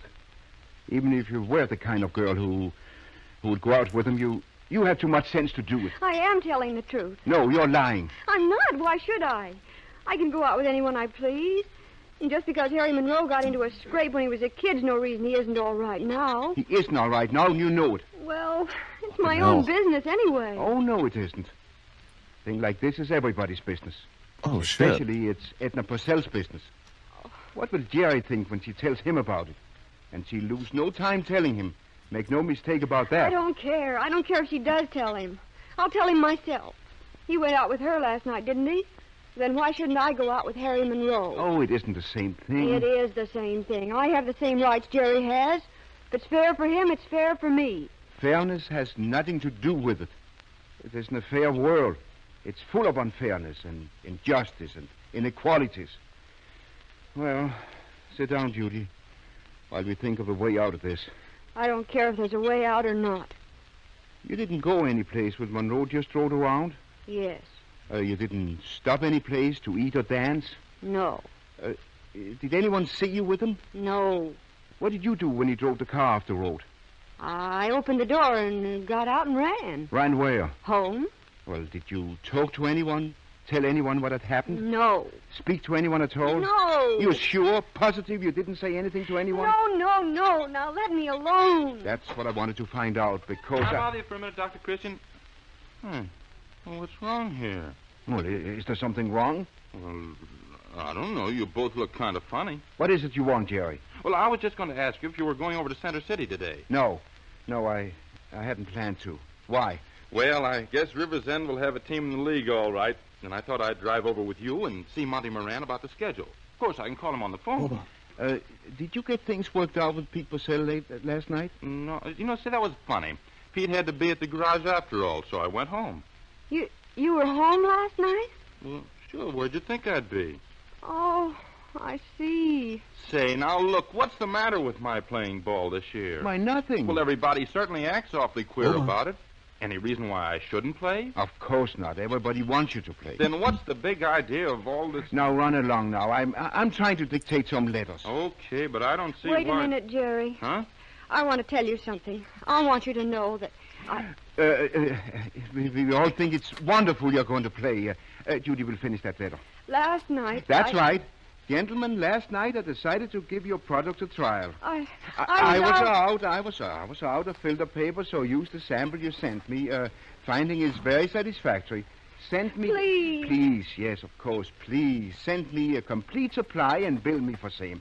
Very truly yours... Hey, what's going on here? Are you still around? Yes, now I want to know what this is all about. Judy, take a letter. You can't stop me from... That's right. You can't stop her from taking dictation now just because you want to hang around and talk. It's about Harry Monroe. What about Harry Monroe? He was in a little accident. I've already heard about that. Well, then what are you sticking around for? I'm busy. Now get out. Okay, I'm going. Jesus, I Dr. didn't mean Christian. any harm. I'll see you this evening, Judy. It didn't do you any good to stop me. I'll tell him anyway. I don't think you will. You see, I was right. You were lying. You didn't go out with Harry Monroe. I did. Oh, no. And I'll tell you how I found out. You said you didn't talk to anyone about what happened. Anyone. That's the truth. Well, this morning about 3 o'clock, a young lady called me up. Told me an accident had happened to Harry Monroe. What? Called you up? Told me exactly where I could find his car. Well, she was a little hysterical, and I didn't recognize her voice. And no doubt she was trying to disguise it, but I was pretty sure it wasn't your voice. And now, as you say, you didn't talk to anyone, well, there you are. It's quite simple. Who was the girl in that car? I'm not going to tell you. Who was she? I won't tell you, I say. Are you going to let people believe it was you? Yes, I am. Edna might be right, you know, about the tongues wagging. I don't care. They can say what they like about me. It doesn't make so much difference, but they're not going to find out about her. Well, how can it make more difference to her than to you? Because it will. She must be a good friend of yours. A very good friend. And since it would make more difference to her than to you, she must be married. Well, then let me see. I'd say she would be... Yes? Isabel Taylor. Well, am I right? I'll call up Isabel. You don't need to call her. It was Isabel. I forgot you could look right through a person. But she didn't do anything wrong, not really wrong. She just wanted to have a good time, that's all.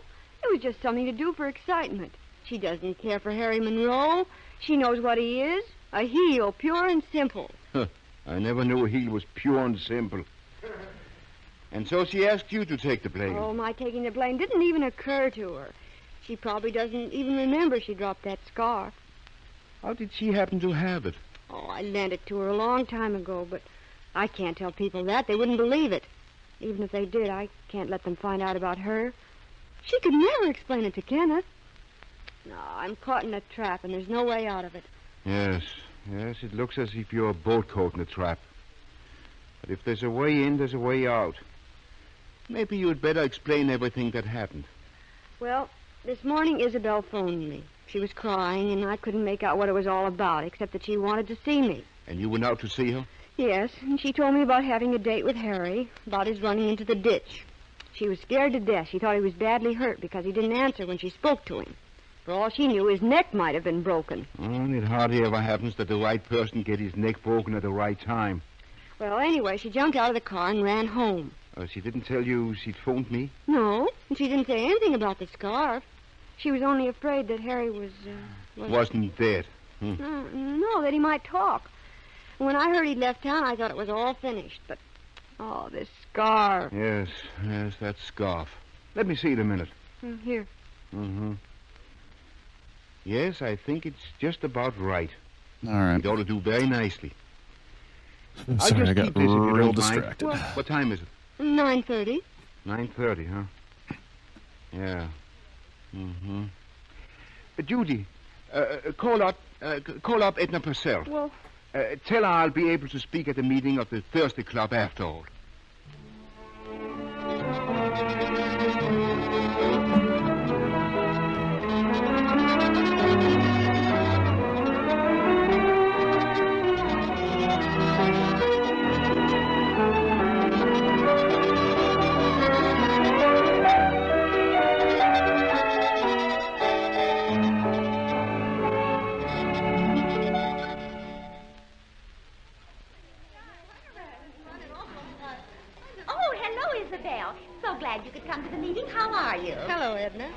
Absolutely my worst day. I've simply been going around in circles. Oh, excuse me, darling. There's Mrs. Ross. I'll be right back. Oh, hello, Mrs. Ross. Isabel. Oh, Judy. He's all right. He's left town. I didn't dare to phone you, but that scarf of mine. He left it in the car. Oh. They found it. Oh, no. No, they couldn't have. Please, I've got to talk fast. Don't say anything to anybody. Just keep still. Who found it? Edna's brother. Edna thinks I was in the car. What are we going to do? Oh, Judy. I don't know, but don't say anything. Oh, but I can't let you take it. Oh, Judy, how are you? So glad you came. And thanks for persuading Dr. Christian to give the talk. What's he going to talk on? I don't know. I was hoping it would be on automobile accidents. Automobiles are such a danger to some people. Oh, here's Dr. Christian. Hello, Dr. Christian. How are you? Oh, in a hurry as usual. I really have some calls to make. In a hurry as usual. In other words, shut the fuck up and let me get going. Damn. Minutes and get right to your talk. I'll call the meeting to order right away. Ladies, could we come to order? Dr. Christian has been so kind to come here and give a talk this evening that I promised to put him on the program early so he can get away. I'm sure it's agreeable to you all to waive our usual formalities. Dr. Christian. Thank you. Well, I haven't had a chance to make any notes, so I hope you won't mind if I just ramble along. We hear a great deal today about preventive medicine. Sometimes a very simple little thing gets started and goes from one person to another and causes a lot of suffering. It's the duty of the doctor to stop those little things before they get a start, and not only the doctor, but everyone. So I'd like to give you some points on what to do in emergencies. Now, take accidents. Now, just the other evening, I was called out to treat Harry Monroe, whose wrist was hurt in an automobile. Just gonna name drop him. We all know. In such a case, an ordinary scarf makes an excellent temporary sling. Oh, in fact, this scarf right here. Well, it really belongs to Judy, and when I picked it up, I had no idea how handy it would be. Oh, by the way, thanks, Edna, for finding it and returning it to my office. Oh, shit. Quite welcome. I'm afraid Judy would have been a bit disappointed if she hadn't gotten it back. Where did you say you found it? Why, my brother found it in Harry Monroe's car. Oh, of course, yes. Well, that's just where an absent-minded old doctor like me would leave it. Only when your brother discovered it, I wonder what made you think I might have lost it. Why, Bitch. Well, Oh, yes, of course, I forgot. Your brother knew that I had taken care of Harry Monroe. Yes, that's it. And so you brought it back. Well, that was very nice of you. You know, I was kind of puzzled at first how you figured I left it there, but I guess that clears that up. But getting back to the emergency. First, lay the scarf out flat like this. Then fold it diagonally, and it becomes a useful sling. And as you can see for yourself, it will prevent much suffering.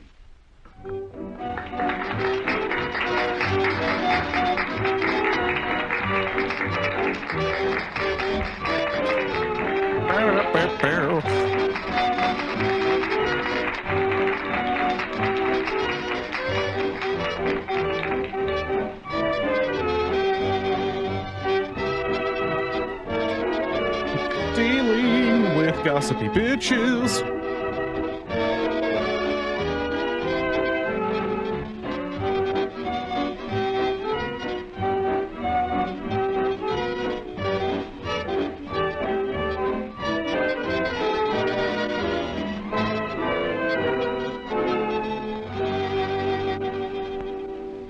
These Dr. Christian stories, starring one of Hollywood's most versatile actors, Gene Hersholt, come to you every Sunday afternoon with the good wishes of the Cheesebro Manufacturing Company, makers of Vaseline preparations.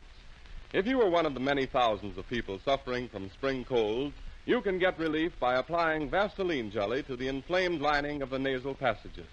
Get a new bottle or tube of it and keep it right beside your bed at night. Place a small amount Pray in to each it. nostril. The heat of the body will melt it and distribute a soothing, harmless film of the Vaseline jelly over the sore and swollen membranes. Relief and comfort will follow, and you will probably be able to get a thorough night's rest because your breathing will be so much easier. As in all bodily ailments, prevention is worth more than a cure. Keep the nostrils lubricated with Vaseline jelly.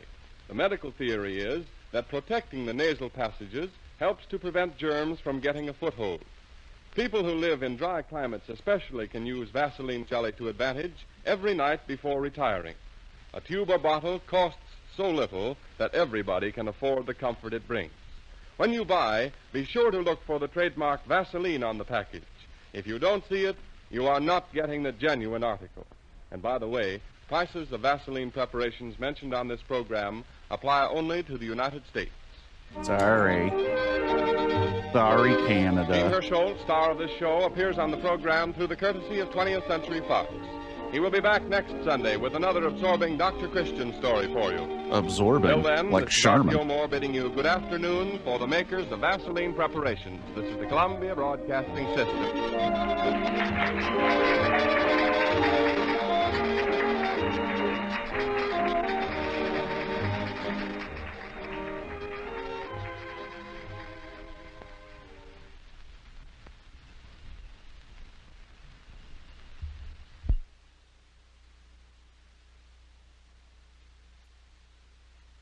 Boo-doo-doo-doo-doo-doo-doo. Uh-oh.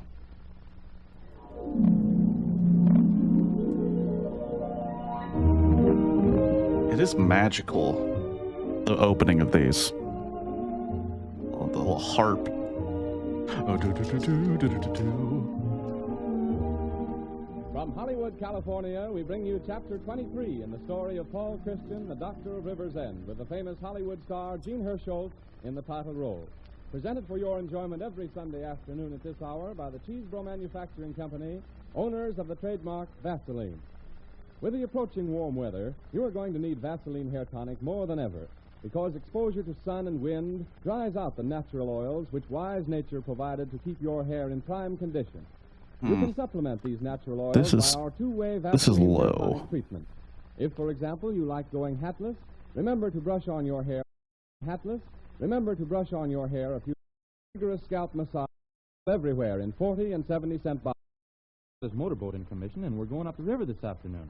So I figured we could persuade Dr. Christian to go with us.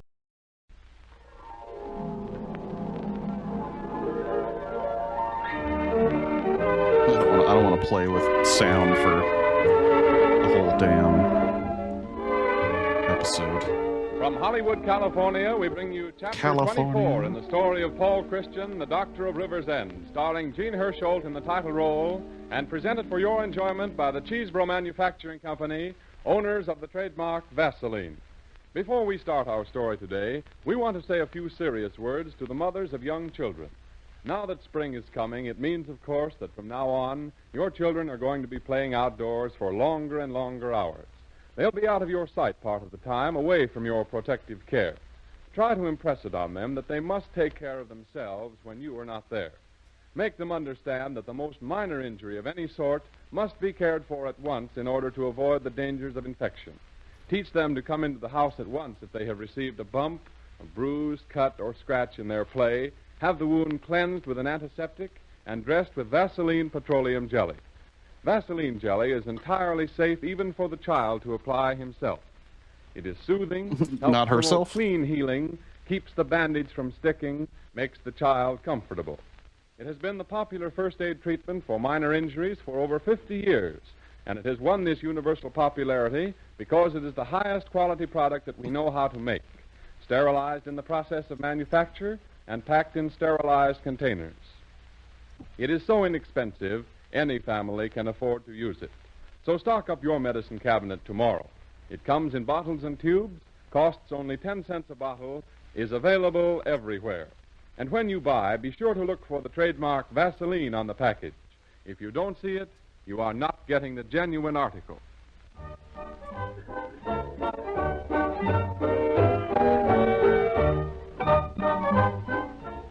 We bring you now Gene Hersholt as Dr. Paul Christian and another chapter of The Doctor of River's End, a chapter which begins in Dr. Christian's private office.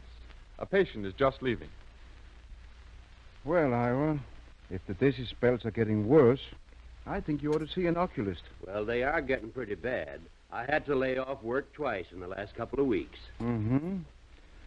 Ira, how long have you been working for the lumber company? Why, Dr. Christian, I went to work for old Mr. Brent 28 years ago. Young Bob owns the business now. 28 years you've been there, huh? That's right. Been head bookkeeper for the last 11 years. Well, maybe that's the trouble. Maybe what you need is a rest. You ought to begin thinking about retiring. Retiring? What are you talking about, Doc? I couldn't retire. They need me. Will you come in, Mrs. Brent? Oh, hello, Mrs. Brent. How do you do, Mr. Nelson?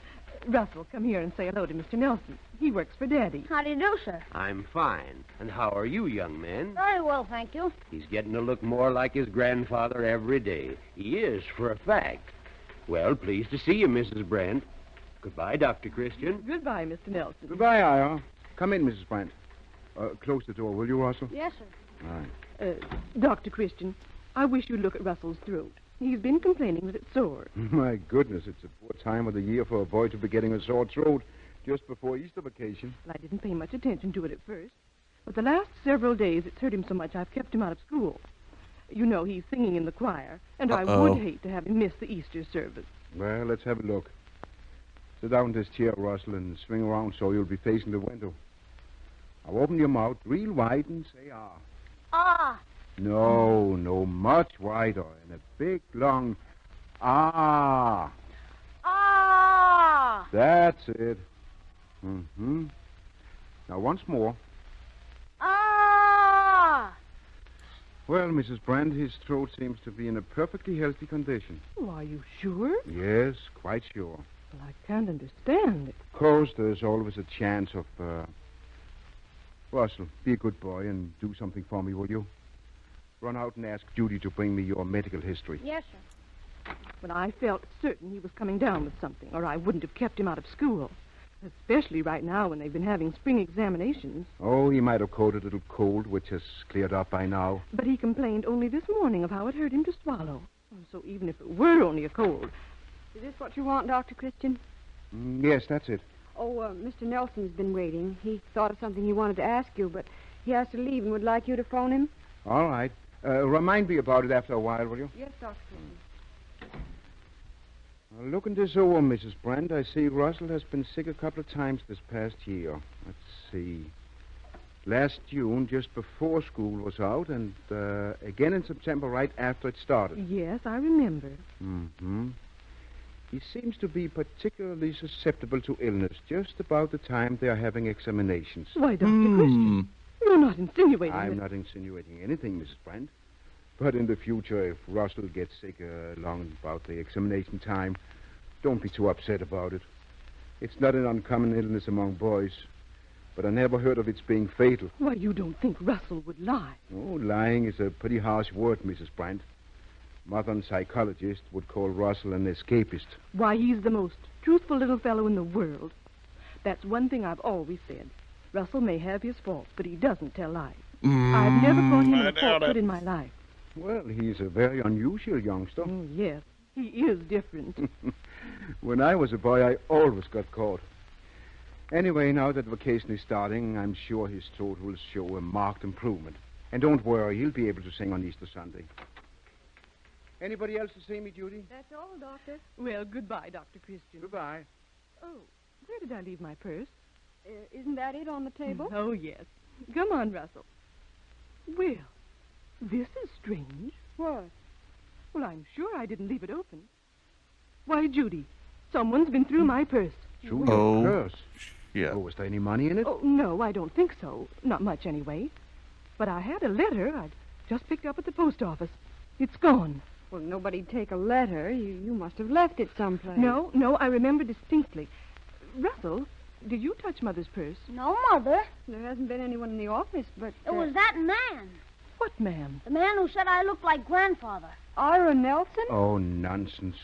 Mr. Nelson wouldn't take your mother's letter. Just the same he did. I saw him. When? While Judy was in with you and Dr. Christian. Why, I can't believe it. He must have been mad or drunk or... He opened your purse and started out of the door and fell down. Why didn't you call someone? I was scared. He swore at me. He said he'd hit me. Oh! Russell, are you sure of what you're saying? Yes, Dr. Christian. Well, at any rate, What the a letter is lying gone. piece of shit. Whom was You the know he's letter lying. from? Well, I don't know. You know he's a It was fucking in a liar. typewritten envelope. I That didn't is some stop to notice. horse I got shit. it at the post office and put it in my purse. Well, maybe you dropped it here in the office. I'll have Judy look for it. Oh, I'm not worrying about the letter. But when a man goes through my purse and threatens my child... If I were you, I wouldn't be too quick to suspect Ira Nelson. Oh, suspect is hardly the word. Russell saw him do Well, it. Russell might have been mistaken. Well, I don't think he'd imagine a thing like that. Neither do I. I think he's lying about it. Russell, Dr. Christian isn't in a very good mood today. We'd better be going. Goodbye, Dr. Christian. You shouldn't have said that to her. Oh, I couldn't help it. Well, you don't know. Suppose Ira Nelson did do it. Yeah, he didn't. So... yeah, he didn't. So, what are we talking about?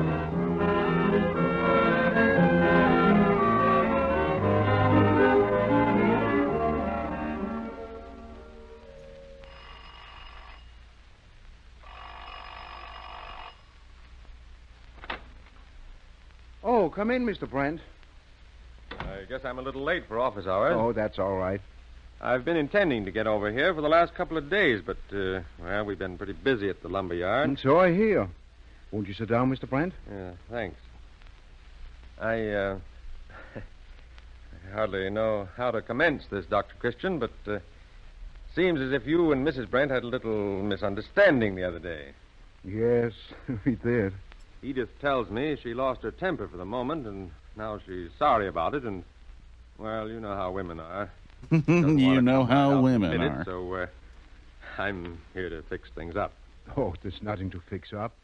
We both lost our tempers. Tell her to forget all about it. Well, that's swell.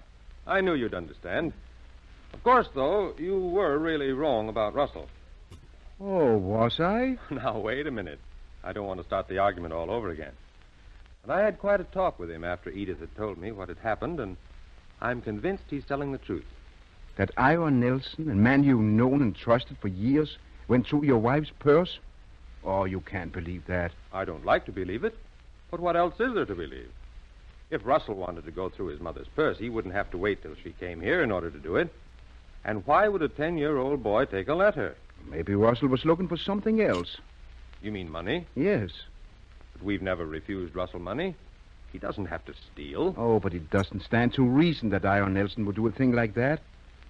Why, Russell said that Ira even threatened to hit him. Well, that's ridiculous. Ira thinks the world of your boy. Dr. Christian, Ira Nelson has been acting strangely for some time. What has he done that seems strange?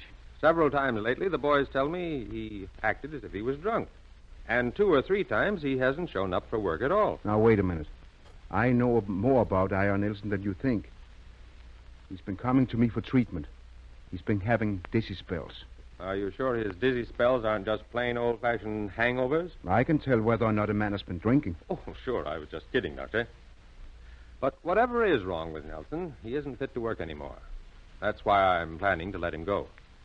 You're going to fire him? Well, yes. Oh, but he's been with you for years and years. Are you sure He's been with us too long. However, I'm taking that into consideration. We'll put him on a pension. But that isn't the point. The lumberyard isn't merely a job to him, a source of income. It's his whole life. His entire world. It's the thing that makes him feel important, necessary. Why, if you let Iron Nilsson go, you are taking all that away from him. Taking away everything he lives for. Yes, I presume it will be a blow to his pride. And I Why don't give a you fuck. talk to him? Tell him he ought to resign. You know, because of his health. Oh, he wouldn't resign.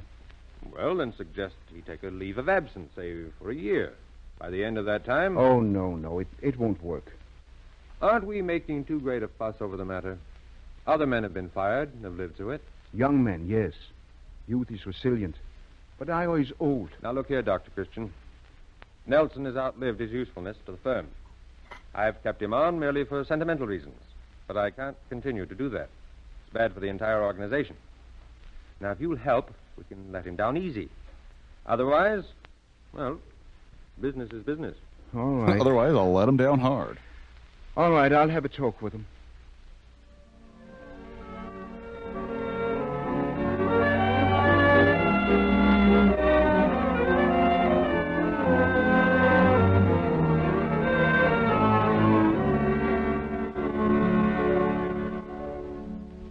We pause for a few seconds intermission in the story of Dr. Christian, and it's just long enough for me to say a few words about another of the products that makes these programs possible. Vaseline Hair Tonic serves a twofold purpose in the care of your hair. Used before your Hair care. shampoo, it lubricates the scalp and softens the accumulation of surface dirt and dandruff scales. If the tonic is applied with a vigorous massage of the scalp, you can get up a fine tingling circulation which will bring new life to the hair Fine follicles tingling and help to promote healthy growth. circulation. After this vigorous treatment, shampoo your hair with any mild soap. When it is dry, a little Vaseline Hair Tonic can be brushed onto the hair to smooth it into place so you present a well-groomed appearance. Anybody can use Vaseline Hair Tonic to advantage. It is colorless and suitable for use on blonde or white hair. It is so soothing and non-irritating to the scalp that it can be used freely on a baby's scalp. Oh, it shit. comes in bottles priced at 40 and 70 cents at drugstores everywhere.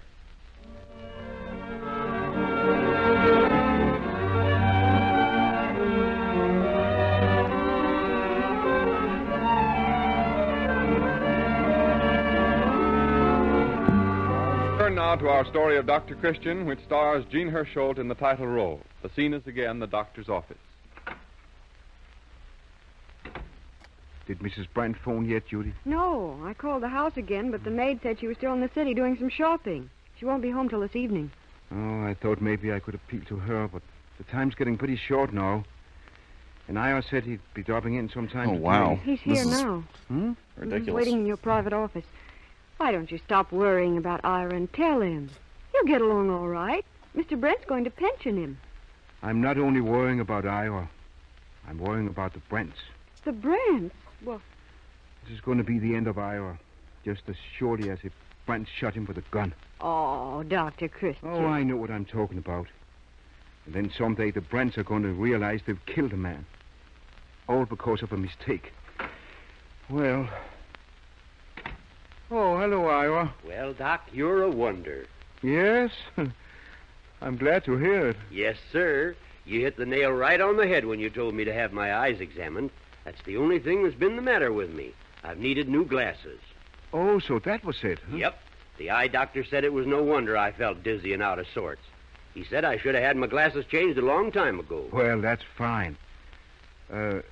Ira, will you tell me the truth if I ask you something? Why, of course. You know, well, people tell things to doctors that they wouldn't tell to anyone else. What is it, Doc? Have you been taking a little drink occasionally? Me? Why, Doc, I haven't had a drink in 8 years. What makes you ask that? Oh, nothing. Only in making a general checkup of your health, I wanted to know. Now, there was something else I wanted to talk to you about, too.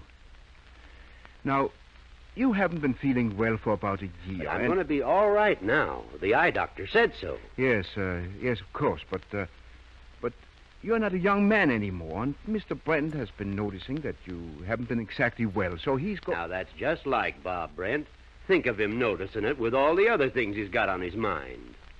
Well, he was a little worried, Ira, so we talked it over, and He don't need to worry that I'll ever let him down. No, sir. I'm going to stay right on the job, sick or well. Yes, I know, but Ira, he feels that... You tell Mr. Brent he don't have to worry at all. You tell Mr. Run out on a Brent. man like him. Dr. Christian, there ain't a Sunday but what when I go to church, I say a little prayer, thanking the Lord that I've been able to know and work for fine people like the Brents. Say, it's 1 o'clock. I got to be getting back. A lot of important things to attend to. All right, Ira. Well, so long, Doc. So long, Ira. Bye, Judy. See you in church Easter morning. Goodbye, Mr. Nelson. Didn't you tell him? I couldn't. I couldn't do it. But you've got to. I can't do it, I tell you. I won't. Oh, then talk to Mr. Brent again. Oh, that's useless. Don't bother me. Judy, Yes? did the maid tell you whether Mrs. Brent took Russell to the city with her? I know she didn't. I saw Russell playing in the yard this morning. Call up the house. Tell the maid to send Russell over here. I've got to see him in my office right away. Oh, shit. What's he gonna do? What's he gonna do?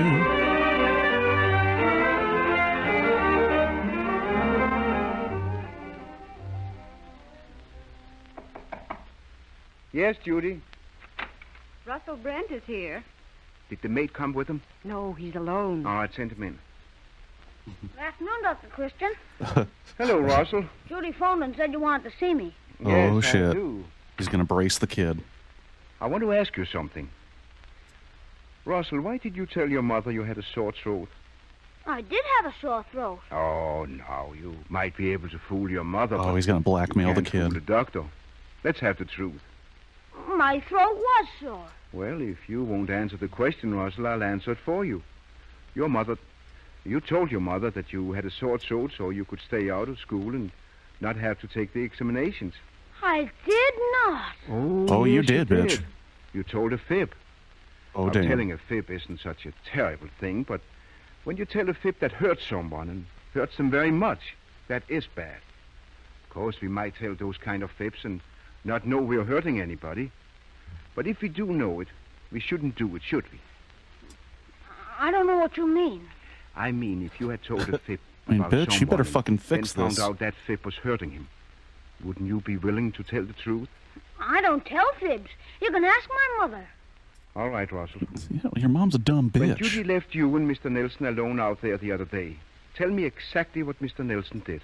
He opened Mother's purse and took the letter and ran out the door. Or didn't he say anything to you and give you any reason why you was going through your mother's purse? No, he just grabbed it and ran and slammed the door. But didn't you say he swore at you and threatened to hit you? You said he fell down, too. Well, he swore at me after he went out the door. And he did fall down. After he went out the door? Yes. But if Story's he slammed full of the door holes, shut, motherfucker. how could you see him fall down? How did you know? Well, maybe he fell down before he went out the door. I don't remember. I can't remember everything. Now, wait, let's get this straight. The first thing he did was to open your mother's purse. Yes. And then what did he do? Well, I just told you. He took my report card and... Report card? Where was your report card? In the letter. How did you know it was? You? Mother told me. Russell, you're lying. I am not. Your mother didn't know what was in that letter. I don't care. I am not. You took that report card yourself. Why? I didn't. I didn't. I'll answer that question, too. You were out of school, so they had to send your report card to your mother by mail. And you didn't want her to see it. You watched out for it. And when it came, you took it. I did not. And you better let me alone. I've nothing more to ask you, Russell. The whole thing is perfectly clear. I'll talk to your mother about it. Go ahead. Go ahead and tell her. She Go won't ahead, believe it, motherfucker. so You I'll can't tell her prove shit. different. She'll believe it when your teacher tell her your report card was in that envelope. That's no sign I took it. Mr. Nelson took it. I saw him take it. Now listen to me, Russell. Your father is going to fire Mr. Nelson on account of your fibbing. Are you going to let that happen? I don't care. I don't care if he does get fired. Oh, Your father is going to fire him this afternoon. And tomorrow, on Easter, when the whole world should be happy. Yeah, You're motherfucker. going to make that day the unhappiest in Mr. Nelson's life.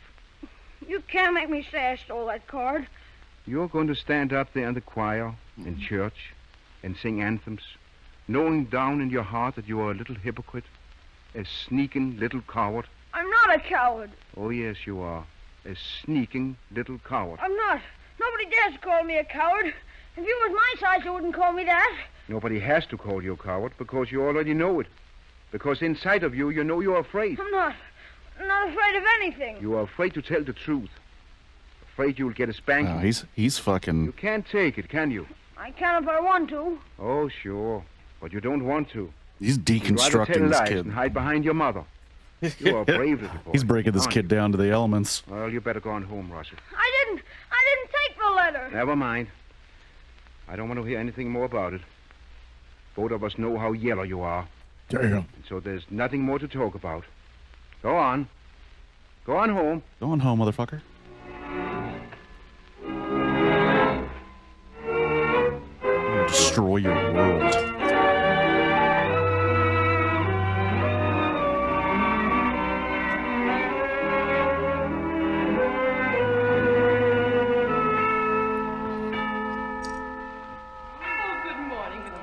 Dr. Christian. Happy to see you, Mr. Moore. Happy?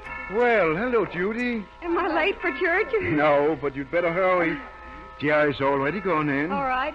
Aren't you coming? In a minute. Good morning, Dr. Christian. Oh, good morning, Mr. Brent. Hello, Russell. So you're singing in the choir this morning, huh? No, he's not. Why? What's the matter here? Well, I imagine you know what's the matter. Dr. Christian, I have to face the most unpleasant task I've ever faced in my life. To admit my own son is a liar and a thief. Well, aren't you? Yes. He beat the shit out of that Took that kid. report card out of his mother's purse. Stole it. Stole it to hide the fact that he wasn't getting good grades in school. And then tried to fasten the blame on poor old Ira Nelson. Thank heaven I found out in time. Then you did find out in time, huh? Yes. If I had fired Nelson, I'd never have forgiven myself. Oh, I can't believe that Russell's always lied. His mother and I have decided not to let him sing this morning. But that isn't enough punishment. I don't know what to do with him. If I were you, I'd be very proud of him. Proud? Well, he confessed, didn't he? It takes courage to confess a lie. A lot of courage. Yes, that's something. But to think of his putting me in a position of making a heel out of myself. I was going to fire Nelson. Now, wait a moment. I don't think Russell made the suggestion that you fire Nelson. Oh, shit. Because of him. If he hadn't lied to me... No. You said Ira had outlived his usefulness to the firm and business was business. Russell's lying didn't put you in a position of making a heel out of yourself. Oh, shit. That was your own idea. Damn. Well, Yeah, well... but just the same, he did lie. Oh, when you were a boy, did you ever lie? Why, Well, did you? Well, I suppose so, yes. This voice Why, all actor's of us awesome. did. So it isn't something that's born with us. It's something we have to acquire. Come here, Russell. Yes, sir. Everyone does something that are wrong, and mean things, selfish things. But few He's of us good have copying the courage to admit kid it. after bad copying I the take kid. back what I said about you. You're not a coward. Thank you, Dr. Christian. Russell, you kids put parents in a mighty awkward spot at times. They have to be angry with you and call you down, just because it's the proper thing to do, not because they really mean it. Your father didn't mean the thing he said. He thinks you're pretty okay, and so do I. Hey, no! What are you crying for? I'm not crying. Well, be careful. You don't want to be husky when you sing the Easter hymns. And you'd better hurry into church, too. The choir must be ready to start. Can I, Pop? Yeah, go ahead, son. Well, I guess services are starting. Shall we go in?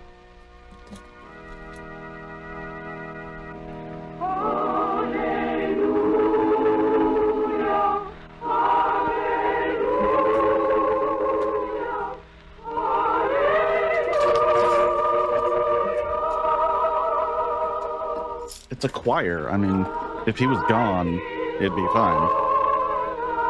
Like, it's not to me. It's not really a punishment because it's like Who fucking cares?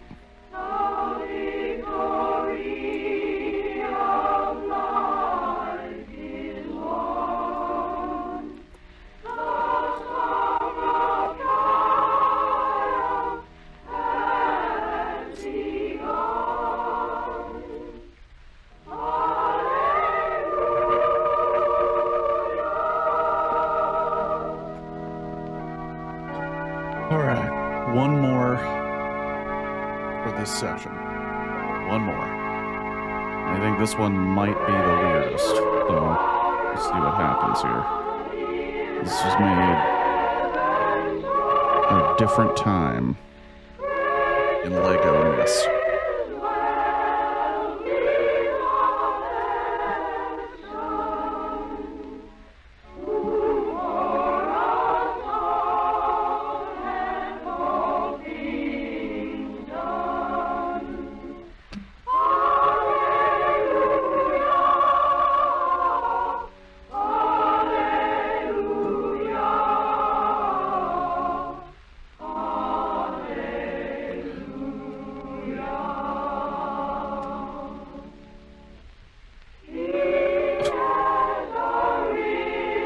We love Hallelujah out here.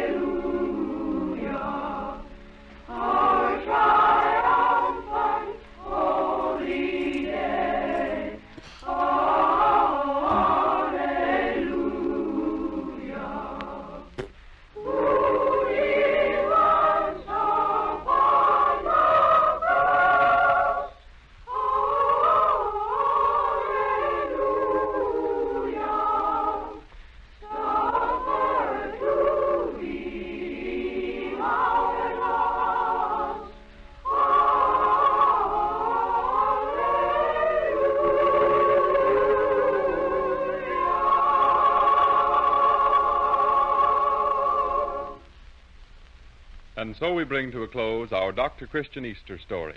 Jean Hersholt, famous Hollywood star, appears in the title role through the courtesy of 20th Century Fox. And the program comes to you from the makers of Vaseline preparations with Easter greetings and every good wish for the season that is ahead.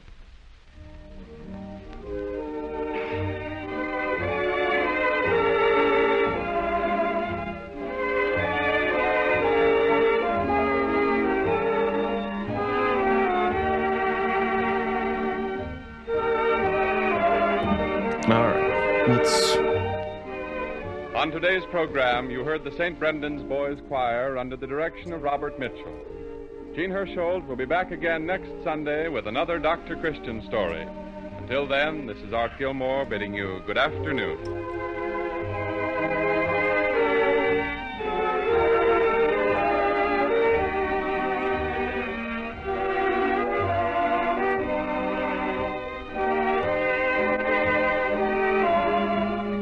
This is the Columbia Broadcasting System.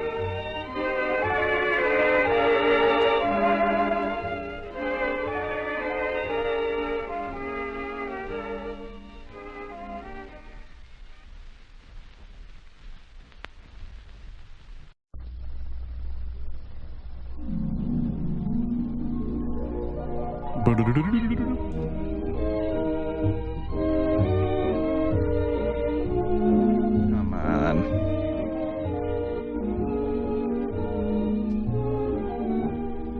From Hollywood, California, we bring you Chapter 25 in the story of Paul Christian, the Doctor of River's End, with Gene Hersholt starred in the role of the good doctor, and presented for your enjoyment by the Cheesebro Manufacturing Company, owners of the trademark Vaseline.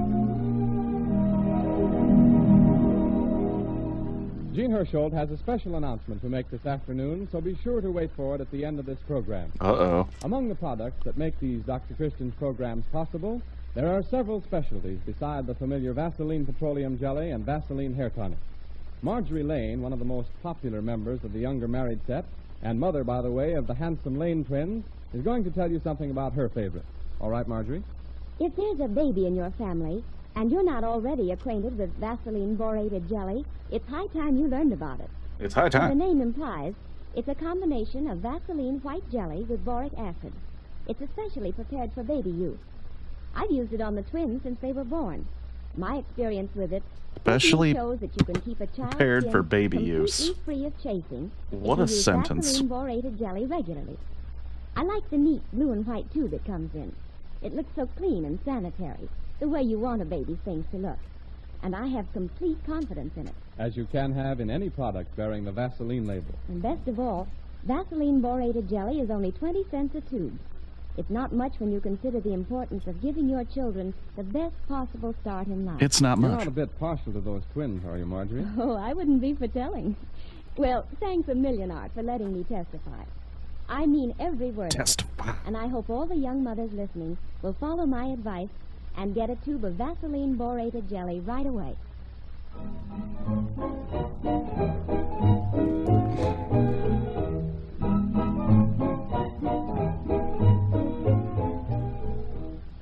And now for today's story of Dr. Christian.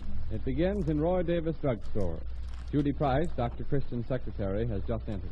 Is Dr. Christian's medicine ready, Roy? Oh, hello, Judy. Yes, I've just finished making some up. Yes. Oh, excuse me a second while I... Yes, Judy. Davis Drugstore.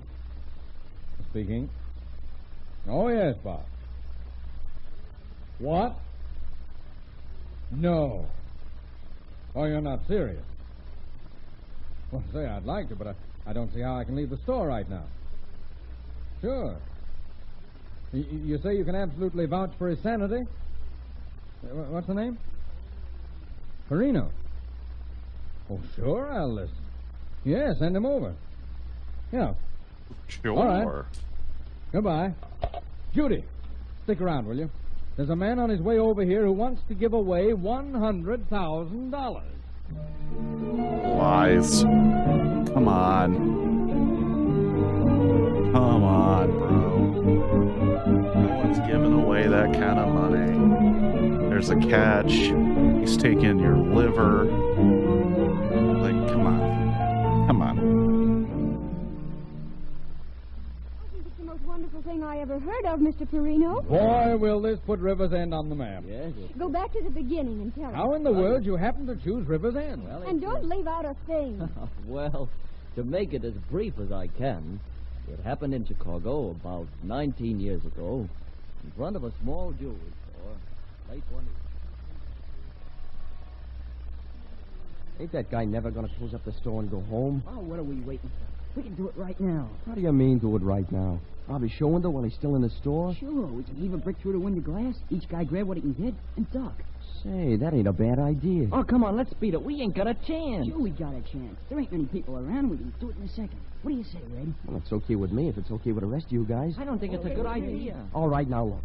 No use all of us doing the grabbing. All right, now We'll look, just shut get the in each fuck other's up. way. Me and Jimmy will do that because we can run faster. Oh, yeah?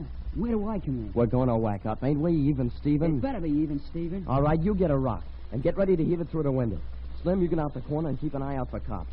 Joe, you take the other corner. Oh, I don't want to get in it, Rand. Listen, Joe, you'll do what I tell you, see? Well, okay. And as soon as they whistle back, you heave the rock. Jimmy and me will make a grab, and then we'll all scatter, see? Run in different directions. Okay, Slim, you and Joe get going. Here, bud. What are you hanging around this corner for? Nothing. Well, keep moving. I'm waiting for a guy who's going to meet me here. Never mind, you heard me. Keep moving. Red! Red, look out, there's a cop! Beat it! There's a cop! Beat it! Hold on there. Stop. Stop, I tell you. Stop or I'll shoot.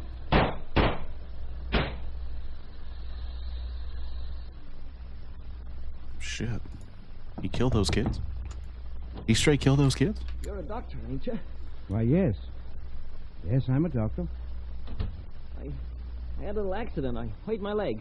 Oh. Oh, yes, I see. Sit down here. I was riding a motorcycle, and I put my foot down when I stopped, and I jammed my leg against a sharp corner on the curb. Here, I think it'll be better if you rest your foot on this chair. I think you're lying to me. Bleeding quite a lot, ain't it? Yes. Now, just a minute. I guess It'd be funny when he's like, just a minute, you lying sack of shit, and starts interrogating his Part of ass. your leg, just below the calf. It isn't serious in itself, but you say you hurt yourself riding a motorcycle? Yeah. How come I don't believe you? Oh, that kind of hurts. Are you certain about that motorcycle? Why, sure. Well, this looks to me like a bullet wound.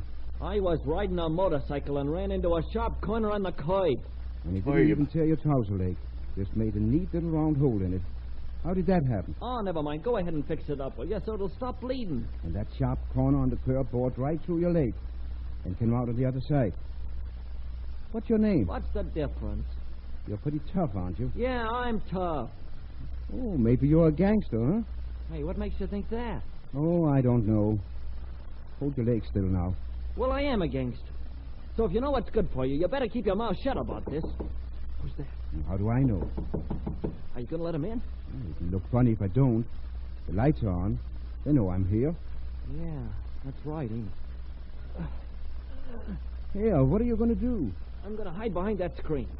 Whoever it is, you get rid of him as fast as you can, see? See? Be careful. I'm okay. If they ask you about a guy who's been shot, you don't know nothing about it, see? You didn't see shit. You got that? Yes, I think I've got it. Well, you better be sure. I've got a gang behind me, a whole gang. And if anything happens to Whole me, it'll be gang. just too bad for you. You know what I mean? I understand perfectly. All right. Let him in. Are you Dr. Christian? Yes. Come on, Carlson. I'm the cop on the beat. This is Henry Carlson. Runs a jewelry store in the next block. Yes, and some tough kids just robbed me. They threw a rock through my show window and took a watch. I saw them hanging around in front of the store, and I was afraid to close up because All right, Carlson. Just a minute. I stopped one of them on the corner. Made a break. I shot him in the leg. He was bleeding pretty bad, so it couldn't have gone far. I'm checking up on all the doctor's offices here in this neighborhood. Oh, I see. You know anything about it? Why, yes. I think the boy you're looking for is behind that screen. Huh? Well... Oh, that's him. That's one of them. I remember seeing him in front of my store. You're crazy. I wasn't near no jewelry store. Yeah, you're the same kid I saw on the corner. I'm not. You got the wrong guy. I was riding my motorcycle and hurt my leg. The doc here will tell you. I hurt my leg riding a motorcycle. Doc, what's the matter with his leg? He's been shot. You sneaking double-crosser. You'll be sorry you squealed on me. The gang will get you for this. They'll get you plenty. Shut up. Come on. They'll bump you off. That's what they'll do. You hear me? They'll bump you off.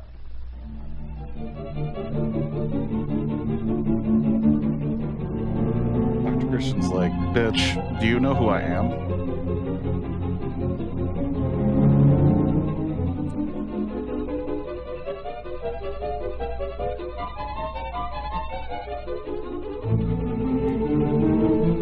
Dr. Motherfucking Christian. Think I'm intimidated by assholes like you? Good morning. You're Dr. Christian, huh? That's right. I want to have a little talk with you. All right. What is it? Why you turn my boy over to the police? Your boy? Why don't you? What do you mean? Sure you know what I mean. Last night he not to come home. All the night. This morning the police, they telephoned me. They say my boy is in a jail. Oh. Oh, yes, Sure, and they say you send him there. Oh, but that isn't true. He came in my office, and while he was here, the police arrested him. But why they arrested my boy? That's what I want to know. Well, didn't the police tell Well, you? your boy is a criminal, dude. Story, I'm going to understand. But I'm understand this much. You give my boy to the police. No. Your boy came here for treatment. What do you mean? He was hurt. He was shot. Shot? He's a shot? My boy? He isn't hurt badly. Sit down, won't you? Oh, but this I'm not understand. What for they shoot to my boy? Well, I don't know all the details. It seems some boys robbed the jeweler store, and he was with them. Oh, no, that's wrong. My boy, he's a good boy. Maybe you run around with the bad boys, but that's my fault. I'm going to watch him like I should. You see, when he's just a little fellow, he's a mama, she die. Me, I'm a work all the day, and he's a playing the streets with bad boys. But he's not the bad. He's not the robbing no store. I only know what the policeman told me. What do they do with him now? Well, they might send him to a farm school. No, they can't do that. Oh, they can't. You tell him he's not steal. You tell him it's all a big mistake. But I haven't anything to do with it. Well, you give my boy to the police. You can get him back. You don't understand. Your boy broke the law, and the law says he has to be punished. I can't get him back. But you can talk to them. Didn't you get back another guy? Like not too long ago? Boy. They won't believe in me, but you're the big doctor. They believe you. Please, you do that for me, will you? It wouldn't do any good. I wouldn't even know whom to talk to. You literally got a dude out of jail before. There isn't a thing I can do. I see. Well, I guess I'm a go now.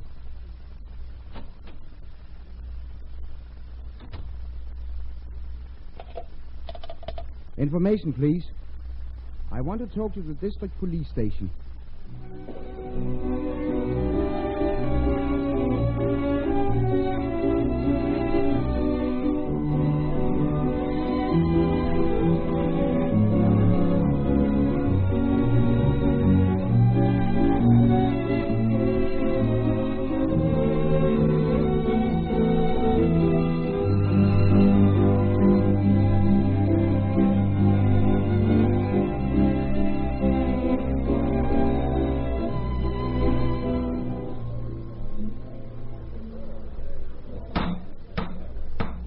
Here comes the judge. Stand up.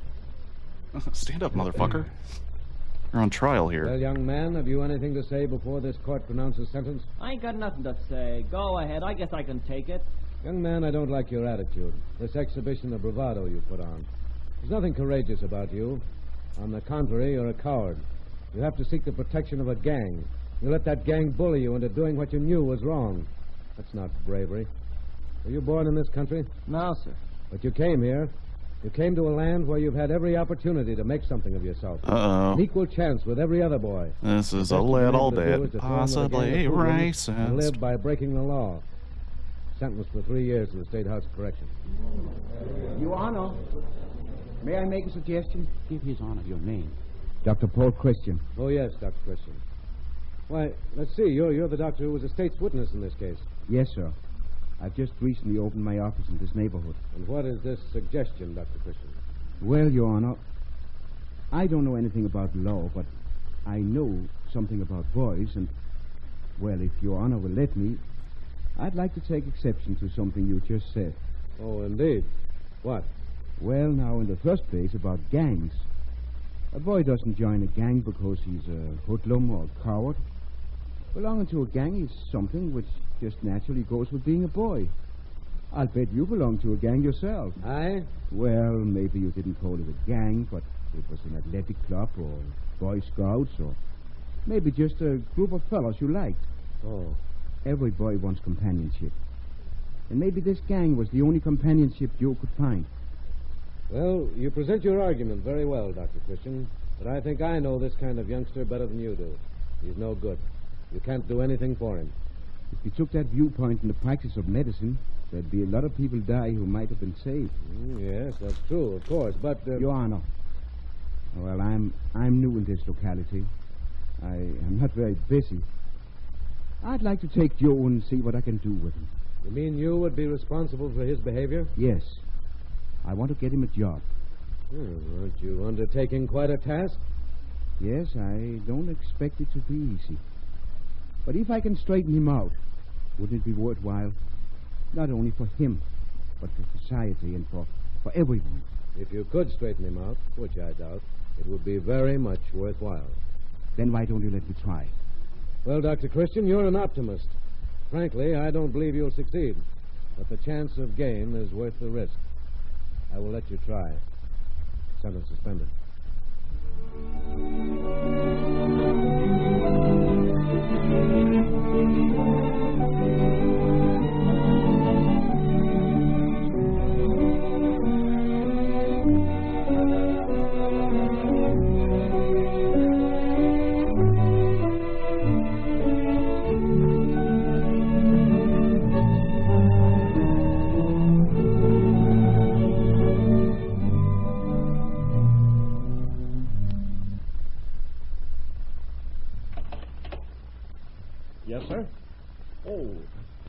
Dr. Christian. Good morning, Mr. Carlson. Well, you have quite a nice little store here. How's business? Can't complain. In fact, it's been pretty brisk. Can I show you something, Dr. Christian? Well, no. No, I'm hardly in the market for No, I'm jewelry. not interested. I was just wondering about that watch which was stolen. Did you ever get it back? No. The kid they arrested wouldn't tell which one of the gang had it. How much was that watch worth? $40 wholesale. And it cost me $15 to get a new window put in. So I'm out $55 on account of that gang. That's what I want to talk to you about. I have an idea how you can get that $55 back. How? Well, it's like this. I know a young man who's been trying to find a job. He hasn't had very much luck. He isn't so much interested in the money he'll make as he is in getting a start, learning a business. That's right. He's got good sense. Most young fellows want to earn $1 million right away without any experience. Yes, he has good sense. He's willing to work here for nothing to learn the business. Oh, it's the past. An apprentice like that. He invested in the kid. The kid came back to invest in Rivers End. Fucking A. What a story. The boy they arrested for robbing the store. What? The boy who... What kind of foolishness are you talking about? Now, wait a minute. Do you think I'm crazy? Give him a job here? A fellow who's robbed me, give him another chance to rob me? Wait. It isn't foolishness. And I don't think you're crazy. If I did, I wouldn't be talking to you. I wouldn't have him here if I... Now, don't get so excited. After you've helped him, he's not going to steal from you. He's one person you can absolutely trust. Well, maybe. But I'm not going to take a chance. I'm not asking you to take that chance. I'll take it. How can you take it? I've got about $1,000 worth of brand new equipment in my office. I'll go his bond. Of course, you needn't say anything about that to him. You mean you trust that young... Yes. Yes, I trust him. Look here. That boy grew up on the streets. He never had an opportunity to be anything but a hoodlum. I want to help him make something of himself. And you can help, too. This is sure the funniest proposition I ever had put to me. He isn't going to steal from you. Well, he'll do it before the month's over. And he couldn't possibly get away with more than $1,000 worth of stuff. I'll stand good for it. Well, send him in, and I'll see. I don't know why I'm letting you talk me into this. Maybe you don't think I'm crazy, but I certainly do.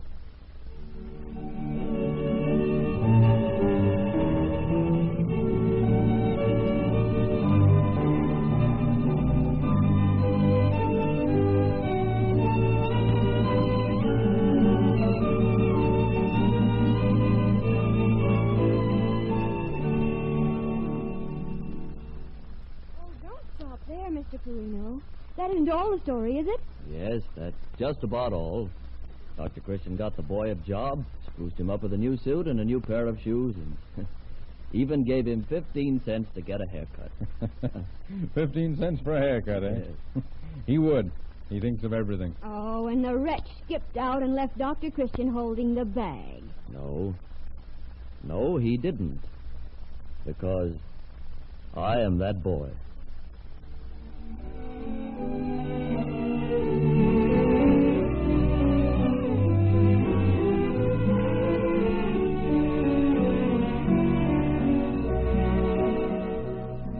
We will continue our story of Dr. Christian in just a moment. You have often heard us say on this program, when you buy, look for the trademark Vaseline on the package. If you don't see it, you are not getting the genuine article. This statement is of the utmost importance to you and to us. The word Vaseline is a trademark, one of the most widely known trademarks in the world. Its appearance on the product you buy means that the article is produced in accordance with the most rigid standards. It means that the basic ingredients are of highest quality, that sanitary handling prevails throughout the entire plant. These things are a matter of pride with us. They should be a matter of self-protection with you. So when you buy, won't you be sure to look for the trademark Vaseline on the package?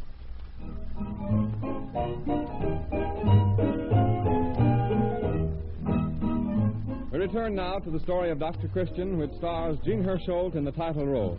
The time is 3 days later, and the hour is early evening. Dr. Christian has received a hurry call to come to the schoolhouse. In the car with him is Judy Price. Are you sure that call was from Ed Meadows, Judy? Of course I'm sure. Don't you think I know Ed Meadows' voice? And he left word for you to come to the schoolhouse right away. Oh, but there's nobody at the schoolhouse at this time of night. The kids are all home. Well, there's someone there. This guy right here. It's all lighted out. And look at all those cars parked around there. Judy. Need to There must have find been a that serious accident. hairstyle somewhere. Terrific is But about I to can happen. do a count Now, you'd better stay here in the in the car. No, I'll meantime. go with you. Whatever it is, you'll need help. All right. All right, and bring those extra bandages. All right. Hello, Doc. Roy, what's happened? What kind of an accident was it? Well, There isn't any accident, Doc. Oh, but Ed Meadows phoned and... Oh, but if there's no accident, what are all the people here for? Why are they clapping? We're clapping for you, Dr. Christian. For me? I don't understand. Just a moment, ladies and gentlemen. Here's Dr. Christian. What the fuck is going Can we on? have a little quiet? Dr. Christian, come over here to the center of the platform. Now then, we're all gathered here tonight, Dr. Christian, to give you a little memory test.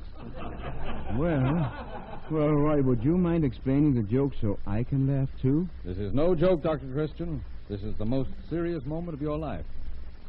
Dr. Christian, do you remember this man? Good evening, Dr. Christian. Well, no, I don't. I'm sorry, You but... haven't much of a memory, Dr. Christian. My name's Perino. Does that mean anything to you? Joe Perino. Joe Perino? Not Joe Perino. Not Joe Perino in Carlson's jewelry store.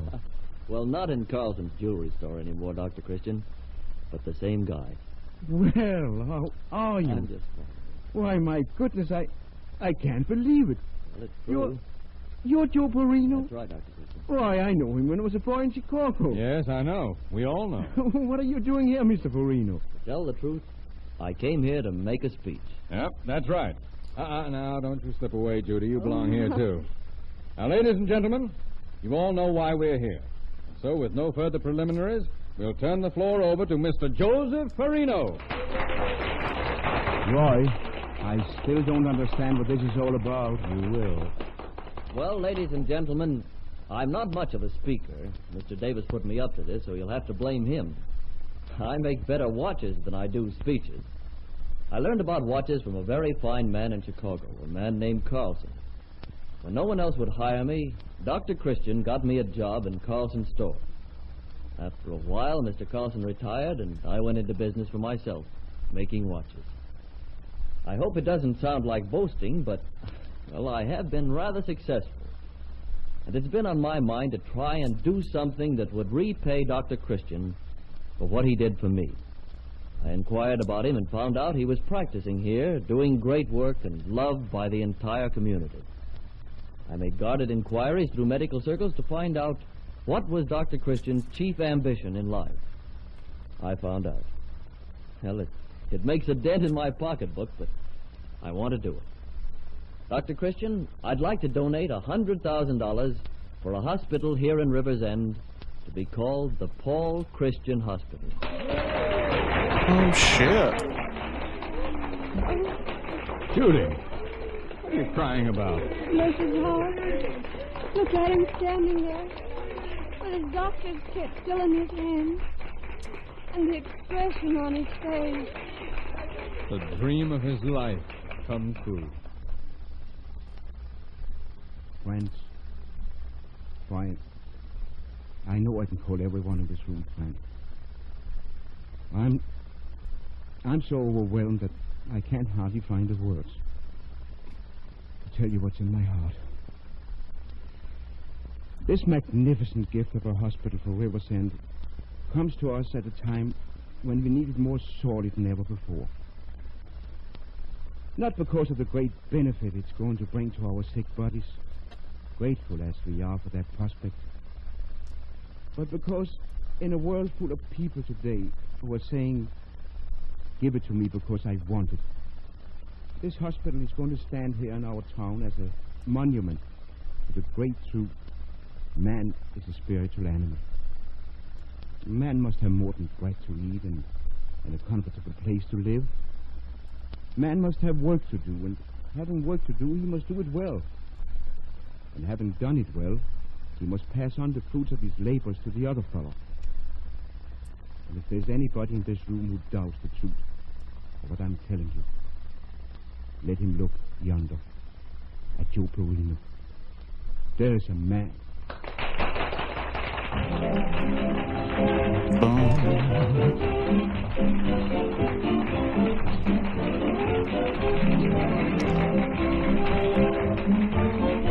If I remember correctly, there was a hospital in one of the Dr. Christian movies that we watched.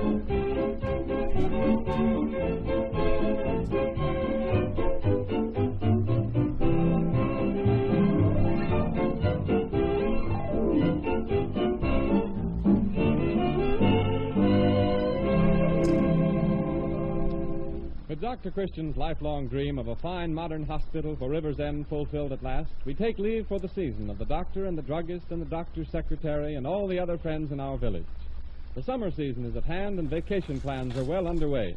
What are you going to do this summer, Roy? Stick pretty close to the store, I guess, and sell all the Vaseline products I can. What a politic answer. Judy, what had you thought of doing? Oh, I'm going to stick around the doctor's office and use all the Vaseline products I can. Well, Dr. Christian, what will you do? Go fishing? That was Dr. Christian talking. Now we'd like to hear what Gene Hersholt is going to do.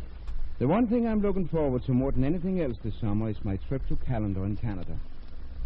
Sometime in the latter part of May, I'm going up there to work in my third picture with the Principals. Those wonderful little girls, Yvonne, Annette, Emily, Cecile, and Marie. 5 of a kind. And that, by the way, is the name of the new picture. 5 of a kind. This 20th Century Fox feature is to be ready for release. Yeah, he's definitely not reading. About the time when Dr. Christian will return to you. Oh, and that reminds me. I wonder which of the Dr. Christian stories we've given you this winter did you like best. I'd appreciate very much hearing from you. Please write me personally which was your favorite story and why. You see, in that way you can help us bring you the kind of radio entertainment you like best. Nice. Now in saying Or Twitter. farewell, up again soon, which is our Danish way to say we'll be seeing you. I want to thank the supporting cast, Miss Rosemary de Camp, who plays Judy, Gail Gordon, who plays Roy Davis, the druggist, Arthur Gilmore, your handsome announcer, and all the others who have appeared in this show for all the fine performances they've given this winter. And as for our friends in New York, the board of directors of the Cheesebro Manufacturing Company, I can truthfully say to those fine gentlemen that I have never enjoyed any assignment in my acting career more than I have enjoyed playing Dr. Christian for them. If you care to write Mr. Hersholt and tell him which were your favorites in this Dr. Christian series of stories, address your letters to Gene Hersholt, Columbia Network, Hollywood, California. Gene Hersholt, who appears on this program through the courtesy of 20th Century Fox, will be back on the air next fall with more of the Dr. Christian stories presented by the Cheesebro Manufacturing Company in the interest of Vaseline preparations. I Love to Whistle is from Mad About Music. This is Art Gilmore bidding you good afternoon. This is the Columbia Broadcasting System. It would have been nice if I finished on this, but I didn't.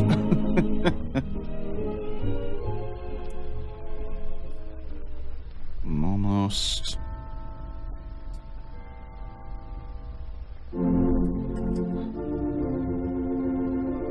It's pretty dope that they were just like, yeah, tell us what you like, because.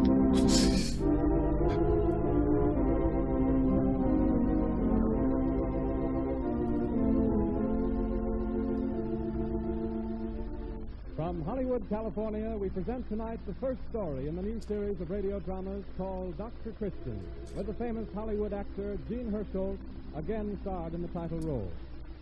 These stories are back on the air after our summer holiday in response to the demands of millions of radio Let's do fans this, who learned to 'cause I love don't- good Dr. Christian last year when he was heard in his very human life stories on Sunday afternoon.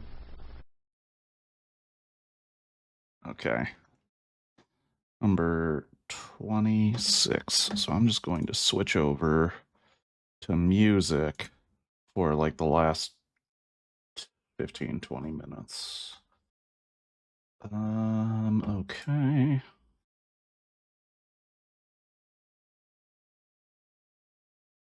Oh, it'd help if there was volume.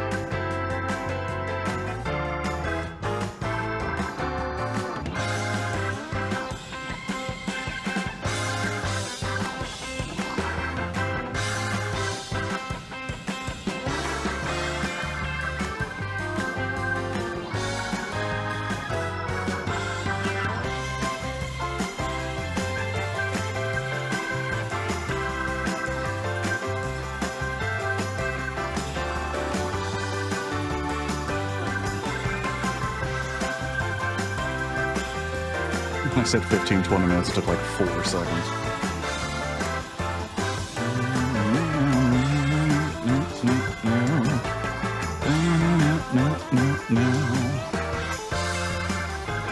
Alrighty.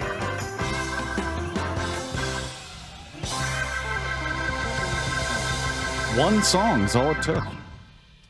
Well, thank you so much for anybody who came by, Shadow and Baseball Man and Dew on the Grass, and anybody who was in the background just chilling, even for a moment. I appreciate it. Hopefully you have a good rest of your weekend.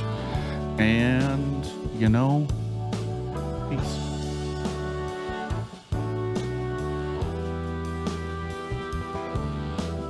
There it is.